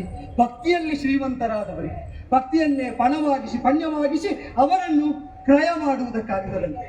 ಹಾಗೆ ನಿನ್ನನ್ನು ಕ್ರಯ ಮಾಡಿದವರು ತಮ್ಮ ಚಾರಿತ್ರ್ಯದಿಂದ ವ್ಯಕ್ತಿತ್ವದಿಂದ ಪಾಂಡವ ಪಂಚಕರು ಎಂಬುದನ್ನು ಬಂದೆ. ಆದ್ದರಿಂದಲೇ ಅವರಿಗೆ ಅಪಜಯ ಬಂದಪಡದೆ ಸತತವಾಗಿ ಕಾಯ್ತಾ ಬಂದಂತಹ ನಿನ್ನ ಮಹಾತ್ಮ್ಯವನ್ನು ಬಂದೆ, ಅವರ ಚಾರಿತ್ರ್ಯವನ್ನು ಅಲ್ಪ ಸ್ವಲ್ಪ ಬಂದೆ. ಆದರೆ ನೀನವರನ್ನು ನಿಮಿತ್ತವಾಗಿಸಿಕೊಂಡು ಜಗದ್ವ್ಯಾಪಾರವನ್ನು ನಿರ್ವಹಿಸ್ತಾ ಇದ್ದಿ ಎಂಬ ಭಾವದಿಂದ ನಿಮಿತ್ತಗಳು ಆ ನೈಮಿತ್ತಿಕನಾದಂತಹ ಆ ನಿಮಿತ್ತಗಳನ್ನು ಅರಿತು ಅದನ್ನು ಬೇಕಾದಂತೆ ಬಳಸಬಲ್ಲಂತಹ ನೀನಿಲ್ಲದೆಯೇ ನಿಷ್ಫಲ ನಿರುಪಯುಕ್ತ ಎಂಬುದನ್ನು ಸಾಧಿಸುವುದಕ್ಕೆ ಮಾತ್ರ ನಿಮಿತ್ತ ಮಾತ್ರನಾದಂತಹ ಅವನನ್ನು ಸೋಲಿಸಿ ಕೆಡಹಾಕಿದ ಕಾಲದಲ್ಲಿ ಅವನನ್ನು ನಿಮಿತ್ತವಾಗಿಸಿಕೊಂಡು ಪ್ರಪಂಚ ವ್ಯಾಪಾರ ನಿರ್ವಹಿಸುವ ನೀನೇ ಚಿತ್ತೈಸಿ ಬಂದು ಅವನ ರಥಾಗ್ರದಲ್ಲಿ ವಿರಾಜಿತನಾದೆ ಪ್ರಭು. ಹೌದು, ರಥಸ್ಥಂ ಕೇಶವಂ ದೃಷ್ಟ ಪುನರ್ಜನ್ಮ ನ ವಿದ್ಯತೆ. ತಿಳಿದವರಾಡಿದ ಮಾತು. ಬದುಕಿನಲ್ಲಿ ಸನಾತನ ಸಾರಥಿಯಾದ ನೀನು ಆಗಿ ಹಿಡಿದು ಕುಳಿತ ರಥವನ್ನು ನೋಡಿದವನಾವನಿದ್ದಾನೋ ಅವನಿಗೆ ಪುನರ್ಜನ್ಮ ಇಲ್ಲ. ಇದನ್ನು ಕಾಣುವುದಕ್ಕೆ ಬೇಕಾದಂತಹ ಸಾಧನೆಯನ್ನು ಮಾಡಿ ನಿನ್ನನ್ನು ಬರಮಾಡಿಕೊಂಡಿದ್ದೇನೆ ಅಂತಾದ್ರೆ ಬದುಕಿಗೆ ಇದಕ್ಕಿಂತ ದೊಡ್ಡ ಪುರುಷಾರ್ಥ ಏನು ಪ್ರಭು? ಪುರುಷೋತ್ತಮನಾದ ಸಚ್ಚಿದಾನಂದ ಸ್ವರೂಪನ ಸಾಕ್ಷಾತ್ಕಾರವಾಗುವುದಕ್ಕಿಂತ ಬಿಗಿಲಾದ ಪುರುಷಾರ್ಥ ಇಲ್ಲ ಎಂಬ ಭಾವದಿಂದ ನಾನು ಹೆಮ್ಮೆಯಿಂದ ಅಲ್ಲ ಭಕ್ತಿಯಿಂದ ಮಮತೆಯಿಂದ ವಾತ್ಸಲ್ಯದಿಂದ ನಿನಗಾಗಿ ನೀನು ಯಾವ ವಿಧಾನದಲ್ಲಿ ಭಕ್ತ ಜನರನ್ನು ಪೊರೆಯುತ್ತೀಯೋ ಆ ಎಲ್ಲ ವಿಧಾನದಲ್ಲೂ ನಾನು ಪೊರೆಯಲ್ಪಡಬೇಕು ಅಂತ ಬಂದ್ರೆ ಅದು ನಿನ್ನ ರಥದಲ್ಲಿ ರಥಿಕನಾಗಿ ನಿಂತವನ ಮುಖ ನೋಡ್ತಾ ಇದ್ದೇನೆ. ಹೇಳಿದ್ದೇನೆ, ನಾವು ಕೊಡುವುದಿದ್ರೆ ಕಾಣಿಕೆಯಾಗಿ ಬಿಟ್ರೆ ವೀರ ವಿಕ್ರಮದ ಶುಲ್ಕವಾಗಿ ಇಲ್ಲಿಂದ ಏನು ಸಿಕ್ಕುವುದಕ್ಕಿಲ್ಲ ಅಂತ ತೊಲಗಿಸುವಂತೆ ಮಾಡ್ತೇನೆ ಅಂತ ಅವ ಹೇಳಿದ ಮಾತಿಗೆ ಅನುಗುಣವಾಗಿ ಅವನ ವಿಕ್ರಮದಿಂದಲೇ ನೀನು ಅವನಿಗೆ ಬೇಕಾದ ಶುಲ್ಕವನ್ನು ಕೊಡಿಸುವುದಕ್ಕಾಗಿಯೇ ಸಾರಥಿಯಾಗಿ ರಥದಲ್ಲಿ ವಾಗೆಯನ್ನು ಚಮ್ಮಟಿಕೆಯನ್ನು ಹಿಡಿದದ್ದಾದ್ರೆ ಅವನಿಗೆ ನೀ ಕುಳಿತಾಗಾದ್ರೂ ಆತ್ಮವಿಶ್ವಾಸ ಬರಬೇಕಲ್ಲ. ನನಗೆ ಕಾಣುವುದಿಲ್ಲ ಅವನಿಗೆ ಇನ್ನಾದ್ರೂ ಆತ್ಮವಿಶ್ವಾಸ ಬಂದದ್ದು. ಆತ್ಮವಿಶ್ವಾಸವೇ ಇರುವುದು ಹೌದಾದ್ರೆ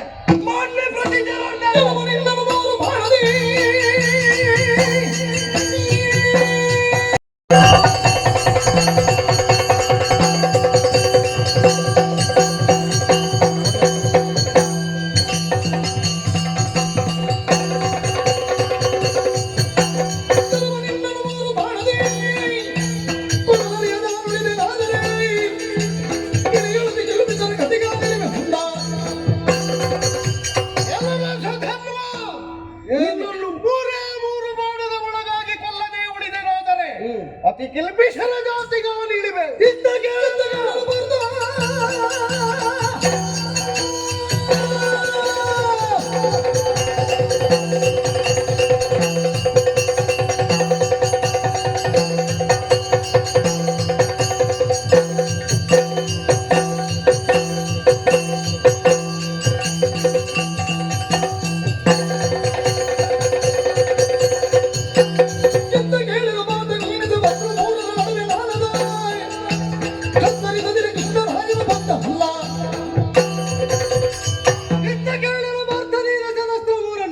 ಮಧ್ಯಪಥದಲ್ಲಿ ತುಂಡರಿಸದಿದ್ದರೆ ನಿನ್ನ ಸಾರಥಿಯಾದ ಕೃಷ್ಣನಾಯನ ಭಕ್ತರಲ್ಲ ಮದುವರಿಯದು ಭ್ರಮಿಸಿ ನುಡಿದ ಭಾಷೆಯು ಏನು ಮಾಡಿಬಿಟ್ಟೆ?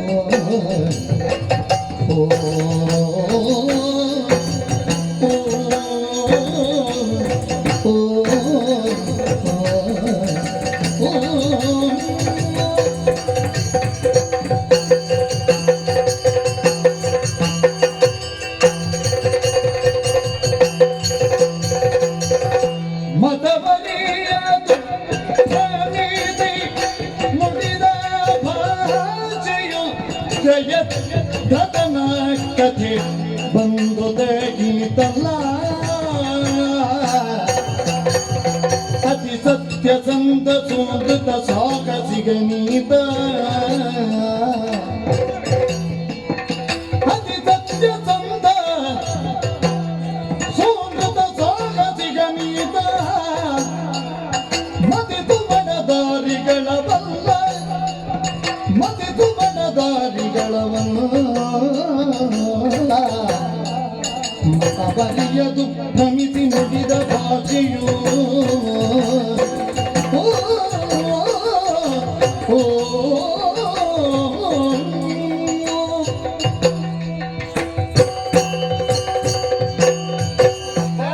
ಹಾರಿದ್ದೇನವನ ತಲೆ ಅಂತಾಗುವಾಗ ನೀನು ಮಧ್ಯ ಬಂದಿ. ಹಾರಿಸಬಹುದಿತ್ತು, ಮಣ್ಣಿನ ಮೂರ್ತಿ ಹೌದು ಅಂತಾದ್ರೆ, ಅದಕ್ಕೆ ಜೀವಕಲೆಯೇ ಇಲ್ಲ ಅಂತಾದ್ರೆ, ಅದು ಪ್ರಯತ್ನ ಪಡುವುದಿಲ್ಲ ಅಂತಾದ್ರೆ, ಮುಂದೆ ಹಿಂದೆ ಆಲೋಚಿಸದೆ ಎಕ್ಕಶ್ಚಿತ್ತು ಬಾಣದಿಂದಲೂ ಹೊಡೆದು ಸಾಯಿಸಬಹುದು, ಅದನ್ನು ಮುಗಿಸಬಹುದು. ಏನು ಅರ್ಜುನ ಇಷ್ಟರವರೆಗೆ ಮಣ್ಣಿನ ಮುದ್ದೆಯ ತಲೆ ಕಡ್ದದ? ಇಲ್ಲಿಯವರೆಗೆ ಕಡೆದದ್ದು ಮಣ್ಣಿನ ಮುದ್ದೆಯನ್ನಲ್ಲ, ಆದ್ರೆ ಪಾರ್ಥನ ವಿಕ್ರಮದ ಮುಂದೆ ಅವೆಲ್ಲವೂ ಕೂಡ ಅಷ್ಟೇ ಅನ್ನಿಸಲ್ಪಟ್ಟದ್ದು ಹೌದು. ಆದ್ರೆ ಇಲ್ಲಿ ಸ್ವಲ್ಪ ನೀನು ಅಪ್ರಬುದ್ಧನಾಗಿ ಹೋದೆಯೋ ಹೇಗೆ? ಹೇಗೆ?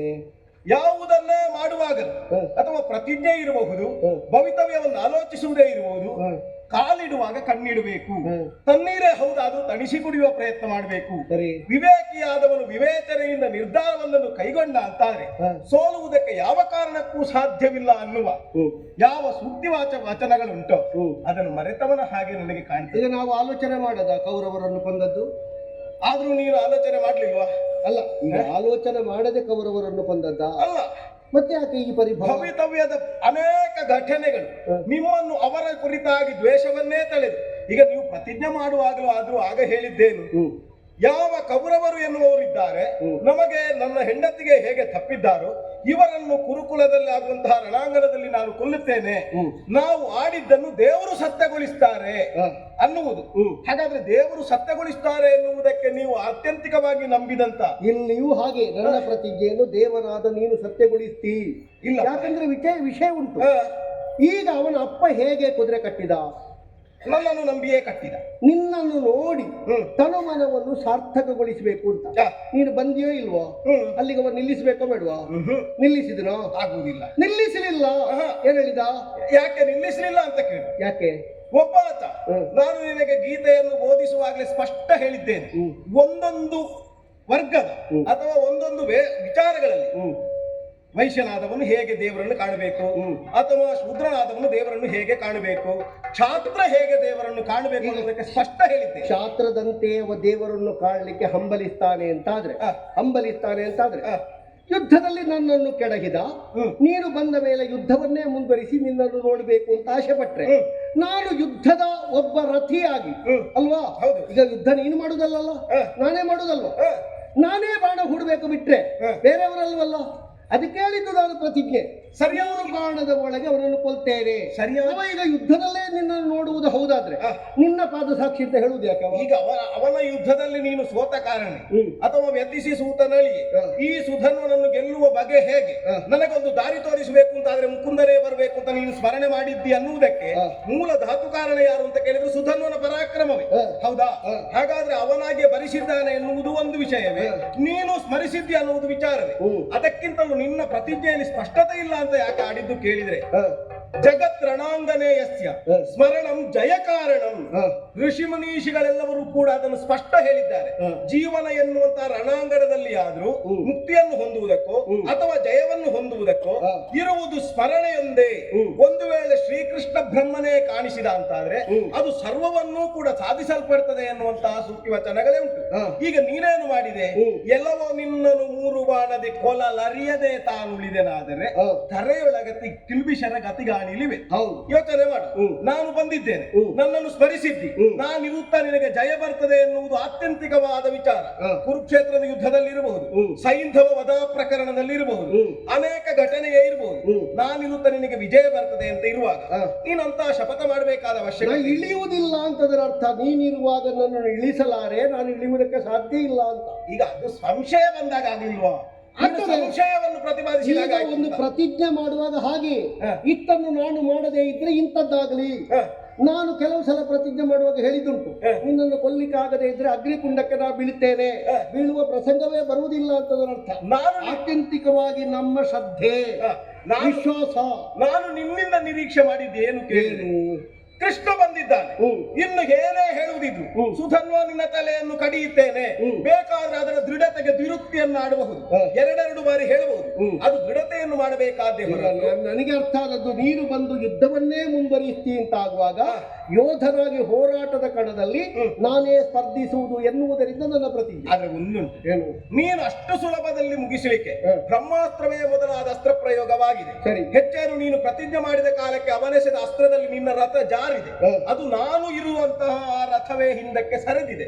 ಹಾಗಾದ್ರೆ ಅವನ ವೀರ ವಿಕ್ರಮತ್ವ ಎಷ್ಟು ಅಂತ ಯೋಚನೆ ಮಾಡಿ ನಿನ್ನನ್ನು ನಾನು ಈ ರೀತಿಯಾಗಿ ಇನ್ನ ಶಪಥ ಉಳಿಸುವುದಕ್ಕೆ ಮುಂದುವರಿಯೋಣವೇ ಅಂತ ಆಲೋಚನೆ ಮಾಡಿದ್ರೆ ಸೈಂಧವನಂತೆ ಪರಮಾನಿನಿಯರ ಮೇಲೆ ಕಣ್ಣಿಡುವವನಲ್ಲ. ಈಗ ಆತ್ಯಂತಿಕವಾಗಿ ನಿನ್ನಲ್ಲಿ ನಾನು ಒಂದು ಕೇಳು, ಅವ ನಮ್ಮ ಕುದುರೆಯನ್ನು ಕಟ್ಟಿದರಲ್ಲ, ಸರಿಯಾ ತಪ್ಪ? ಕಟ್ಟಿದ್ದು ಸರಿ, ಹಾಗಾದ್ರೆ ಬಿಡಿಸಿಕೊಳ್ಳುವುದು ಯಾಕೆ ನಾವು? ಬಿಡಿಸಿಕೊಳ್ಳುವುದು ಸರಿಯೇ. ಹಾಗಾದ್ರೆ ಯಾವುದೀಗ ಸರಿ? ನೀನು ಯಾವ ಸರಿಗೆ ನಿಲ್ತಿ? ಅವ ಕಟ್ಟಿದ ಸರಿಗೆ ನಿಲ್ತೀಯೋ, ಬಿಡಿಸುವ ಸರಿಗೆ ನಿಲ್ತೀಯೋ?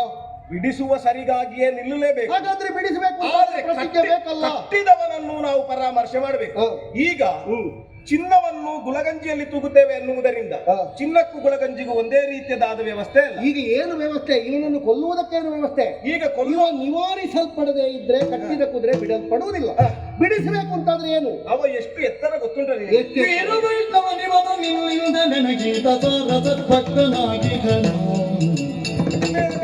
ಬೇರೆ ತಪ್ಪಿದೆ ನೀನು ಕೆಡಿಸಿದೆಯ ಗಡವಿನ್ನು ಸೈರಿತನದೆಂದು ಕೆಂಡಾನು ಅನ್ಯ ಚಿಂತೆಯ ನುಡಿದು ಎನ್ನ ಬದಿಸುವ ಭಕ್ತರನ್ನು ಬಿಟ್ಟಿರುವುದ ನಿಂತು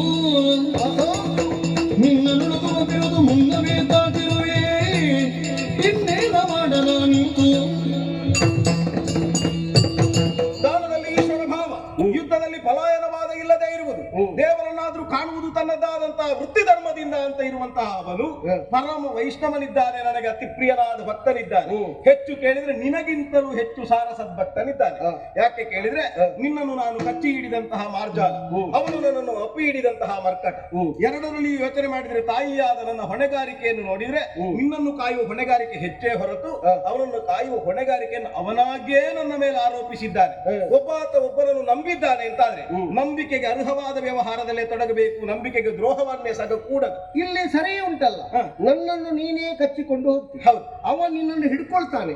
ಹಿಡಿತ ಸಡಿಲಾದ್ರೆ ಆಗುವುದಿಲ್ಲ ಅಂತ ಆದ್ರೆ ಅವನನ್ನು ಕೊಲ್ಲುವುದು ದೊಡ್ಡ ವಿಚಾರ ಅಲ್ಲ. ಧಾರ್ಮಿಕರಾದಂತಹ ನಾವು ಕಟ್ಟಿ ಬಿಟ್ಟ ಕುದುರೆಯನ್ನು ಕಟ್ಟಿದ್ದೇ ಅವನ ಸಡಿಲತನಕ್ಕೆ ಕಾರಣ. ಈಗ ಅದನ್ನು ನಿರ್ಣಯ ಮಾಡ್ಲಿಕ್ಕೆ ಆಗುವುದಿಲ್ಲ. ಯಾಕೆ ಅಂತ ಕೇಳಿದ್ರೆ ಅವನ ಶಪಥದಲ್ಲಿ ನಾನು ಸ್ಪಷ್ಟತೆಯನ್ನು ನಾನು ತೀರ್ಮಾನಿಸಿದ್ದೇನೆ. ಜಯವ ವಾರ್ತೆಗೆ ಪಾಲಿಸುವೆನೆಂಬ ನಿರ್ಣಯವ ಬಲ್ಲೆರು ದೇವ, ನಿನ್ನ ಅಂತರಂಗ ನನಗೆ ಗೊತ್ತಿದೆ. ಹಾಗೆಂದು ಅವನದ್ದಾದಂತಹ ಶೌರ್ಯಾತಿಶಯವನ್ನು ಕಾಣಬೇಕು ಅನ್ನುವುದಕ್ಕಾಗಿ ನಾನು ನಿನ್ನಲ್ಲಿ ಕೇಳುತ್ತೇನೆ. ಅವ ಪ್ರತಿಜ್ಞೆ ಮಾಡಿ ನೀನು ಅವನನ್ನು ಗೆಲ್ಲಿಸ್ತಿ ಅಂತಲೂ ಗೊತ್ತಿದೆ, ಅಂದ್ರೆ ನನ್ನನ್ನು ಗೆಲ್ಲಿಸ್ತಿ ಅಂತಲೂ ಗೊತ್ತಿದೆ. ನಾ ಪ್ರತಿಜ್ಞೆ ಮಾಡಿ ಅವನನ್ನು ಕೊಲ್ಲಬೇಕು ಅಂತಲೂ ಅವನಿಗುಂಟು, ಆಯ್ತಲ್ಲ. ಆದ್ರೆ ಒಂದುಂಟು, ಏನು? ಕೃತಜ್ಞೆ ನಾಸ್ತಿ ನಿಷ್ಕೃತಿ. ಕೃತಜ್ಞನಾದವನಿಗೆ ಯಾವ ಕಾರಣಕ್ಕೂ ತನ್ನ ದೋಷವನ್ನು ಪೂರ್ಣವೈಗೊಳಿಸುವುದಕ್ಕೆ ನನ್ನನ್ನು ನಂಬಿದ್ದಾನೆ ಅಂತ ಆದ್ರೆ ಅವನ ಕೈ ಬಿಡುವುದಕ್ಕಾಗದೇ ಇರುವ ಸಂದಿಗ್ಧತೆ, ನಿನ್ನನ್ನು ಉಳಿಸ್ತೇನೆ ಎನ್ನುವುದು ನಿನ್ನ ಮಾತಿಗೆ ಕೊಟ್ಟಂತಹ ವಚನ, ಉಭಯರನ್ನು ಕಾಯಬೇಕು ಅನ್ನುವಂತಹ ತತ್ವಕ್ಕೆ ಬದ್ಧನಾದ ನನಗೆ ಹೊರಗೆ ಹೋಗುವುದು ಹೇಗೆ ಎನ್ನುವುದೇ ನನಗೆ ಚಿಂತೆ. ದೈವವನ್ನು ಹಿಡ್ಕೊಳ್ತೇನೆ ಅಂತ ಅವನಿಗೆ, ದೈವವನ್ನು ಹಿಡ್ಕೊಳ್ಳುವಲ್ಲಿ ಅವ ಕಟಿಬದ್ಧನಾಗ್ಲಿ, ನಿನಗೆ ಯಾಕೆ ಸಮಸ್ಯೆ? ಎಲ್ಲಿಯಾದ್ರೂ ಅವನನ್ನು ಕೊಲ್ಲುವುದಕ್ಕಾಗದೇ ಇದ್ರೆ ನನ್ನ ಭಾವ ಇಳಿಯುವುದು ಗಿಲ್ಬಿ ಶರಗತಿಗೆ. ಅದಲ್ಲ ಭಾವ, ಅವ ದೈವವನ್ನು ಹಿಡ್ಕೊಳ್ಳುವುದಕ್ಕೆ ಹೇಗೆ ಸರ್ವವ್ಯಾಪ್ತನಾಗ್ತಾನೆ, ಪರ್ಯಾಪ್ತನಾಗ್ತಾನೆ ನೋಡುವ. ಹೌದು, ಆದ್ರೆ ಒಂದುಂಟು, ಈಗ ನಿನ್ನ ಅವನನ್ನು ಕೊಲ್ಲದೆ ಬಿಡ್ಲಿಕ್ಕೆ ಆಗುದಿಲ್ಲ ಅನ್ನೋದಕ್ಕೆ ನಿನ್ನ ಶಪಥ. ನನಗೆ ಸಾಯ್ಬೇಕು ಅಂತ ಏನೂ ಇಲ್ಲ, ಸಾಯ್ಬೇಕು ಅಂತ ಏನೂ ಇಲ್ಲ, ಮತ್ತೆ ನಮ್ಮ ಕುದುರೆ ಸಿಕ್ಕಬೇಕು, ಶರಣಾಗತನಾಗಬೇಕು. ಈಗ ನಿನ್ನನ್ನು ಕೊಲ್ಲದೆ ಉಳಿದರೆ ಆದರೆ ನಾನು ಕಿಲ್ಬಿಷರ ಗತಿಗಿಳಿವೆ ಅನ್ನೋದಕ್ಕೆ ಅದು ಆ ಶಪಥವೇ ಹಾಗೆ. ಇಲ್ಲಿಂದ ಕುದುರೆಯನ್ನು ಕೊಂಡು ಹೋಗುವ ನಿಟ್ಟಿನಲ್ಲಿ ಅವ ಕಟ್ಟಿದವ ಬಿಟ್ರೆ ಎಲ್ಲ ಮುಗೀತು. ಈಗ ಕೊಲ್ಲುವುದು ಅನ್ನುವುದಕ್ಕೆ ಯಾವುದು? ಸಾಯುವಂತೆ ಅವ ಪರಿಣಾಮವನ್ನು ತಮ್ಮ ಸೋಲನ್ನು ಒಪ್ಪಿಕೊಂಡಲ್ಲಿಗೆ ಕ್ಷತ್ರಿಯನವನಿಗೆ ಯುದ್ಧಾಂಗಣದಲ್ಲಿ ಸಾವಿಗೆ ಸಮಾನ ಸೋಲು ಕೂಡ. ಸಾವಿಗೆ ಅಸ್ತಿತ್ವ ಇಲ್ಲ ಅಂತ ಮಾಡ್ಲಿಕ್ಕೆ ಆಗ್ತದ? ಒಪ್ಪಿಕೊಳ್ಳಿ. ಈಗ ಸೋಲು ಒಪ್ಪಲಿಕ್ಕೆ ಆಗುವುದಿಲ್ಲ ಅನ್ನುವುದಕ್ಕೆ ಅವನನ್ನು ಸೋಲಿಸಬೇಕು ಅನ್ನುವುದು ದೇವರು ಪ್ರತಿಜ್ಞೆ ಉಂಟಲ್ಲ, ನೀನು ಸಹಕರಿಸಿದ್ರೆ ಸಾಕು, ಏನು ನಿನಗಿಂತ ಅತೀತ ಏನೂ ಅಲ್ಲ. ಈಗ ಬಿಡ್ಲಿಕ್ಕೆ ಆಗುವುದಿಲ್ಲ ಅನ್ನೋದು ನನ್ನ ಸ್ವಾರ್ಥದಲ್ಲಿ ಏನೋ ಕಾಣ್ತದೆ ನನಗಷ್ಟೇ. ಹೌದಾ? ಈಗ ನಾನು ಏನು ಮಾಡ್ಬೇಕು ಅಂತ ನಾನು ಚಿತ್ತದು ಮಡಿಕೆಯ ನಿಜ ತೊಳವ ಅಳಿಬುದು ಕಾಯಮು ಜಗದೊಳಗುಳಿಯುವು ಕೀರ್ತಿಗಳು ಶ್ರೀಮೋದನ ಕೀಳ್ಪಾಂಡವ ಪಾಲಕ ನಿಂದಿರುವುದನ್ನು ಮುಲೋಕದಿ ಪಡೆದಿಗೆಯು ಆಲೋಚಿಸಲು ಏಕೆ ತಿಳಿದೆನು ದೇವ ಸುಧನ್ವ ದೇವರಿಟ್ಟಂತೆ ಇರುವವರು ಅಂತ ನಾವು ದೇವರು ನಾವಿಟ್ಟಂತೆ ಇರಬೇಕು ಎಂಬ ಆಗ್ರಹವನ್ನು ತೋರುವ ಭಕ್ತರನ್ನು ನಾ ಕೇಳ್ತಾ ಇದ್ದೆ. ನಿನ್ನ ಚಿತ್ತದ ಉಮ್ಮಳಿಕೆಯನ್ನು ಇದರಿಂದ ಹುಟ್ಟಿತು ಎಂಬುದನ್ನು ನಾನು ಅರಿತೆ. ನಿಮಿತ್ತ ಮಾತ್ರನಾಗುವಂತ ನೀನು ಯಾರಿಗೆ ಹೇಳಿದ್ದೀಯ? ನಿನ್ನ ನಿಮಿತ್ತ ಈಡೇರಿದ ಕಾಲದಲ್ಲಿ ಆ ಬಳಿಕ ಅವರೇನೂ ಆಗುವುದಕ್ಕಿಲ್ಲ ಎಂಬುದನ್ನು ನೀನು ಗುರುಧಾರಣಿಯ ಯುದ್ಧಾವಸಾನದಲ್ಲೂ ತೋರಿಕೊಟ್ಟು. ಅಗ್ನಿ ದಹಿಸಿದಂತಹ ಖಾಂಡವವನೇ ಏನು ಆ ಪ್ರಕರಣದಲ್ಲಿ ಲಭ್ಯವಾದ ದಗ್ಧವಾಗಿ ಹೋದಾಗ ಅದು ಯಾವುದರಿಂದ ಅಂದರೆ ಯಾರ್ಯಾರದ್ದೋ ಮಾರ್ಗಣಗಳು ತಾಗಿ ಕುರುಧಾರಿಣಿಯ ದುರದಲ್ಲಿ ಪೂರ್ವದಲ್ಲೇ ದಗ್ಧವಾದಂತಹ ಒಂದು ರಥ. ಈಗ ಮಹಾರಥಿತ್ವ ಅಂದ್ರೆ ಎಂಥದ್ದು? ತನ್ನನ್ನು, ತನ್ನ ಸಾರಥಿಯನ್ನು, ತನ್ನ ರಥವನ್ನು, ತನ್ನ ಕೇತನವನ್ನು, ನಿರ್ದಿಷ್ಟ ಸಂಖ್ಯೆಯ ಚತುರಂಗ ಬಲವನ್ನು ರಕ್ಷಿಸ್ತಾ ಹೋರಾಟ ಮಾಡಬಲ್ಲವನು ಮಹಾರಥಿ. ಈಗ ಯುದ್ಧಾವಸಾನದಲ್ಲಿ ದಗ್ಧವಾದಂತಹ ರಥ ಏನನ್ನು ಸಾರ್ತದೆ? ಇದು ಯಾವತ್ತೇ ದಗ್ಧವಾಗಿತ್ತು. ಪಾರ್ಥನ ರಥ ದಗ್ಧವಾದದ್ದು ಯಾವತ್ತು? ಕೃಷ್ಣನಿದ್ದದ್ದರಿಂದ. ಎಲ್ಲ ರಥದಲ್ಲಿ ಸಾರಥಿ ಯಾವಾಗ ಬರುವುದು? ಯಾರು ಏರಿದ ಮೇಲೆ ಸಾರಥಿ ಏರುವುದು? ಯಾರು ಸಾರಥಿ ಇಳಿದ ಮೇಲೆ ರಥಿಕ ಇಳಿಯುವುದು? ಇಲ್ಲಿ ನಿಮ್ಮ ರಥದಲ್ಲಿ ಹಾಗಲ್ಲವಾಗಿತ್ತಲ್ಲ. ರಥಿಕ ಇಳಿದ ಮೇಲೆ ಸಾರಥಿ ಇಳಿಯುವುದು. ಅದು ಯಾಕೆ ಅಂತ ಗೊತ್ತಾದದ್ದು ಕೊನೆಯ ದಿವಸ 18ನೇ ದಿವಸದ ಯುದ್ಧ ಕಳೆದು ನೀನು ಎದ್ದ ಕ್ಷಣದಲ್ಲಿ ಅದು ದಗ್ಧವಾದದ್ದರಿಂದ. ಅಂದ್ರೆ ನಿಮಿತ್ತ ಮಾತ್ರನಾದ ಪಾರ್ಥನ ಪ್ರತಾಪ ಊರ್ಜಿತವಾಗಿದ್ದದ್ದು ನಿನ್ನ ಉಪಸ್ಥಿತಿಯಿಂದ ಅಂತ ನನಗೆ ಚೆನ್ನಾಗಿ ಗೊತ್ತು. ಸರಿ, ನೀವು ಅವರನ್ನು ರಕ್ಷಿಸ್ತೀರಿ ಎಂಬುದಕ್ಕೆ ಅದೇ ನನಗೆ ಆಕ್ಷೇಪ ಅಲ್ಲ. ನಿನ್ನನ್ನು ಬಿಟ್ಟು ಪಾಂಡವರ ಗೆಲುವಿಲ್ಲ ಮಾತ್ರ ಅಲ್ಲ, ನಿನ್ನನ್ನು ಬಿಟ್ಟರೆ ಯಾವ ಜೀವನಿಗೂ ಗೆಲುವಿಲ್ಲ. ಈ ಅಚಲವಾದ ಶ್ರದ್ಧೆಯಲ್ಲಿ ನಿನ್ನನ್ನು ಬಿಟ್ಟಾದರೂ ಗೆಲ್ಲುವುದಕ್ಕೆ ಹೋರುವುದಕ್ಕೆ ಬಂದವರನ್ನು ಸೋಲಿಸಿ ನೀನಿಲ್ಲದ ಗೆಲುವಿಲ್ಲ ಬದುಕಿನಲ್ಲಿ, ಭಗವಂತನ ಅಸ್ತಿತ್ವ ಇಲ್ಲದೆ ಜೀವನ ಅಸ್ತಿತ್ವಕ್ಕೆ ಅರ್ಥ ಇಲ್ಲ ಎಂಬುದನ್ನು ತೋರಿಕೊಡುವುದಕ್ಕೆ ನಡೆಸಿದ ಕಾದಾಟ ಬಿಟ್ರೆ ಪಾಂಡವ ಪಾಲಕನೆಂಬ ನಿನ್ನ ಬಿರುದನ್ನು ಹುಸಿ ಮಾಡುವುದಕ್ಕೆ ನಾನು ಹೆಸರಬಲ್ಲ. ನೀನು ಸಂಕಲ್ಪಿಸಿದ್ರೆ ನಿನ್ನ ಕಾರ್ಯ ಸಾಧನೆ ಆಗುವಲ್ಲಿಯ ತನಕ ಅವರನ್ನು ಮೆರೆಸು, ನನಗೆ ಆಕ್ಷೇಪ ಇಲ್ಲ. ಆದರೆ ನನ್ನ ಅಪ್ಪನ ಸಂಕಲ್ಪದಂತೆ ನಾವು ತೊಡಗಿದಲ್ಲಿ ನಮ್ಮ ಸಂಕಲ್ಪ ಒಂದೇ ಇರುವುದು, ಭಗವಂತನನ್ನು ಕಾಣುವ ದುರವನ್ನು ತೊಡಗುವುದು ಮಾತ್ರ ಜೀವ, ಆ ಯುದ್ಧವನ್ನು ಮುಗಿಸುವುದು ದೇವರು. ಈಗ ಸಾಂದರ್ಭಿಕವಾಗಿ ಬಂದ ಪ್ರಶ್ನೆ ನನಗೂ ಕೇಳಿದ್ದ. ಆ ಕಾರಣದಿಂದಲೇ ಹೇಳಿ, ಯುದ್ಧ ತಡೆಗುವ ಕರ್ತೃತ್ವ ಜೀವರಿಗಾದರೆ ಯುದ್ಧಾವಸಾನದ ಕರ್ತೃತ್ವ ದೇವರಿಗೆ. ನೀ ನಿಲ್ಲಿಸದೆ ಮುಗಿಯುವ ಯುದ್ಧ ಅಲ್ಲ. ಈ ಸುಧನ್ವನ ಬದುಕೆಂಬ ದುರ ಇಲ್ಲಿಗೆ ಮುಕ್ತಾಯ ಅಂತ ನೀ ಸಂಕಲ್ಪಿಸಿದ್ರು ನನಗೆ ಆಕ್ಷೇಪ ಇಲ್ಲ. ನಾನು ಯಾಚಿಸುವುದೊಂದೇ ಕಾಮೋಪಭೋಗಗಳನ್ನು, ಪ್ರಪಂಚ ಪರ್ಯಟನೆಯನ್ನು, ಯಾವುದನ್ನು ಅಲ್ಲ. ಈ ಪ್ರಪಂಚದ ಅಸ್ತಿತ್ವದಲ್ಲಿ ಇರಬೇಕು ಅಂತಲೂ ಅಲ್ಲ. ಜಗನ್ನಾಥ ಸ್ವಾಮಿಯಾದ ನೀನು ನನಗೆ ನಯನ ಪಥಗಾಮಿಯಾಗಿರ್ಬೇಕು. ಸಾಲೋಕ್ಯ ಭಗವಂತನನ್ನು ಯಾವತ್ತಾದರೂ ಕಾಣಬಹುದಾದದ್ದು. ಯಾಕೆ ಅಂದ್ರೆ ಪಾರ್ಥನ ಸಾಧ್ಯತೆಯನ್ನು ಅರಿತದ್ದರ ಜೊತೆಯಲ್ಲಿ ಪಾರ್ಥನ ಮಿತಿಯನ್ನು ನಾನು ಅರಿತಿದ್ದೇನೆ. ಪಾರ್ಥನಿಗೆ ಕೃಷ್ಣ ಕಾಣದ ವೇಳೆಯಲ್ಲಿ ಹುಲ್ಲುಗಡ್ಡಿ ಅಲ್ಲಾಡಿಸುವುದಕ್ಕಾಗುವುದಿಲ್ಲ. ಪಾರ್ಥನಿಗೇನು ನರ ಪ್ರಪಂಚಕ್ಕೆ ಆಗುವುದಿಲ್ಲ. ನೀನಿಲ್ಲದಾಗ ಹುಲ್ಲುಗಡ್ಡಿ ಅಲ್ಲಾಡುವುದಿಲ್ಲ. ಹಾಗಾದ್ರೆ ನಾವು ಶಾಶ್ವತವಾಗಬೇಕು ಅಂತಾದ್ರೆ ನಿನ್ನನ್ನು ನೋಡ್ತಾ ನಿನ್ನನ್ನು ಕಳೆದುಕೊಳ್ಳದೆ ಇರಬೇಕು. ಆದ್ದರಿಂದ ನನಗೆ ನಿನ್ನ ಸಾಲೋಕ್ಯ ಸಿಗುತ್ತಾ ಅವನಿಗೆ ಏನನ್ನು ಹೊಂದಿಸಿದ್ರು ನನಗೆ ಆಕ್ಷೇಪ ಇಲ್ಲ. ದೇವರೇ ನನ್ನದೊಂದು ಕೈ. ಸುಧನ್ವ, ಅನೇಕ ಬಗೆಯ ಭಕ್ತರನ್ನು ನಾನು ವಿಂಗಡಿಸಿದ್ದೇನೆ. ಆರ್ತಿ, ಅರ್ಥಾರ್ಥಿ, ಜ್ಞಾನಿ, ಜಿಜ್ಞಾಸುವೆ ಮೊದಲಾದವರನ್ನು ಹೇಳುವಾಗಲೂ ಜ್ಞಾನಿ ಭಕ್ತನೇ ನನಗೆ ಪ್ರಿಯನಾದವನು ಅಂತ ಹೇಳಿದ್ದೇನೆ.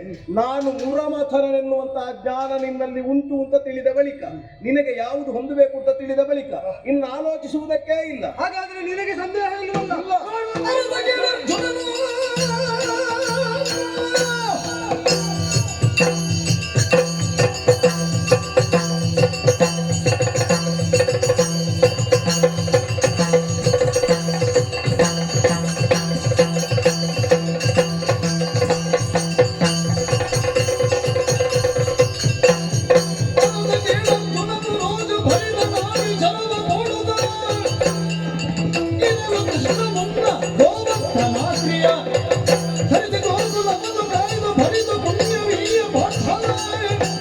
ಭರದಿ ತೆಳೆದು ಬಿಟ್ಟನೋ ಸುಧನ್ವನಿದಿರಿಗೆ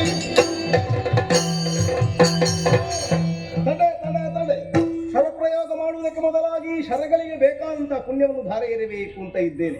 ಹಿಂದೆ ಗೋಕುಲವನ್ನು ಗೋವುಗಳನ್ನು ಕಾಯುವುದಕ್ಕೆ ಬೇಕಾಗಿ ಗೋವರ್ಧನಾದ್ರಿಯನ್ನು ಎತ್ತಿ ಗೋವಿಂದರಾಯ ಪಟ್ಟವನ್ನು ಸ್ವೀಕರಿಸಿದಂತಹ ಪರಮ ಪುಣ್ಯ ಈ ಬಾಣಕ್ಕೆ ಧಾರೆ ಎರೆದಿದ್ದೇನೆ.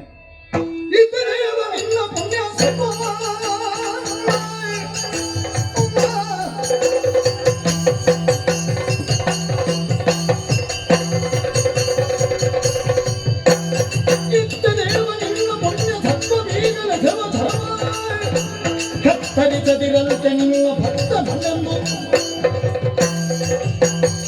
ನಿನ್ನ ಪುಣ್ಯವನ್ನು ನೀನೆತ್ತೆ ಅಲ್ವೇ? ಅವನ ಗೆಲುವಿಗೆ ನಿನ್ನ ಮೂಲಾಧಾರ ಉಂಟು ಅಂತಾದರೆ ನಾನು ಆಡಿದ ಮಾತು ದೃಢವಾದದ್ದು. ಬಿರುಕಿಯಿಂದ ನಾನು ಹೇಳ್ತೇನೆ, ಕತ್ತರಿಸದಿದ್ರೆ ನಿನ್ನ ಭಕ್ತನಲ್ಲ ಬಿಟ್ಟು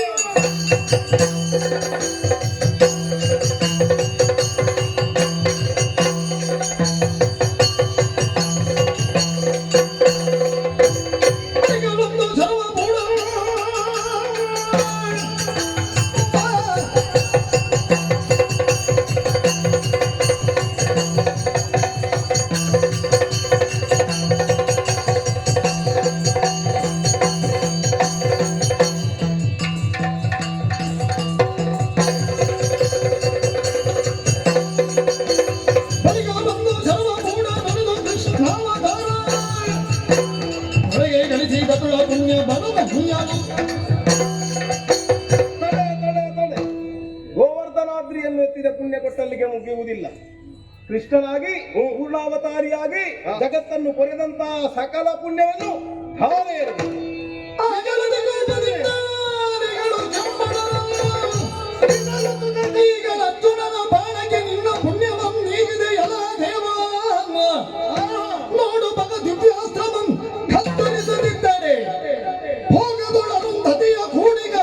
ವಸಿಷ್ಠನಂ ಹೋಗಿ ದುರ್ಗತಿಗೆ ತಾನಿಳಿವೆನು ಜನುತಾಗಸದೊಳರ್ಕನಂತೈತಪ್ಪ ಸರಳಂ ಸುಧನ್ವ ನಿಕ್ಕಡಿ ಐದನು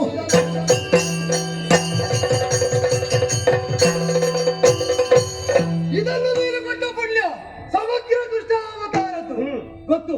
ಅದಕ್ಕೆ ಪಣವಾಗಿ ಪಾಪ ಸಂಕಲ್ಪ ಮಾಡುತ್ತೇನೆ ಕೇಳು. ವಸಿಷ್ಠಾರಂಭ್ಯರು ದಿವ್ಯ ದಂಪತಿಗಳು ಅಂತ ಪ್ರಕೀರ್ತಿತರಾಗಿ ವಿಶ್ವಮಾನ್ಯನೆನಿಸಿದವರು. ಅವರು ದಿವ್ಯ ಭೋಗ ಏಕಾಂತದಲ್ಲಿರುವಾಗ ಯಾರಾದ್ರೂ ಪಾತಕಿಯೊಬ್ಬ ಹೋಗಿ ಆ ವಸಿಷ್ಠನ ತಲೆಯನ್ನು ಕಡಿದರೆ ಯಾವ ಪಾತಕವ ಬರಲಿ ನನಗೆ ಅದು.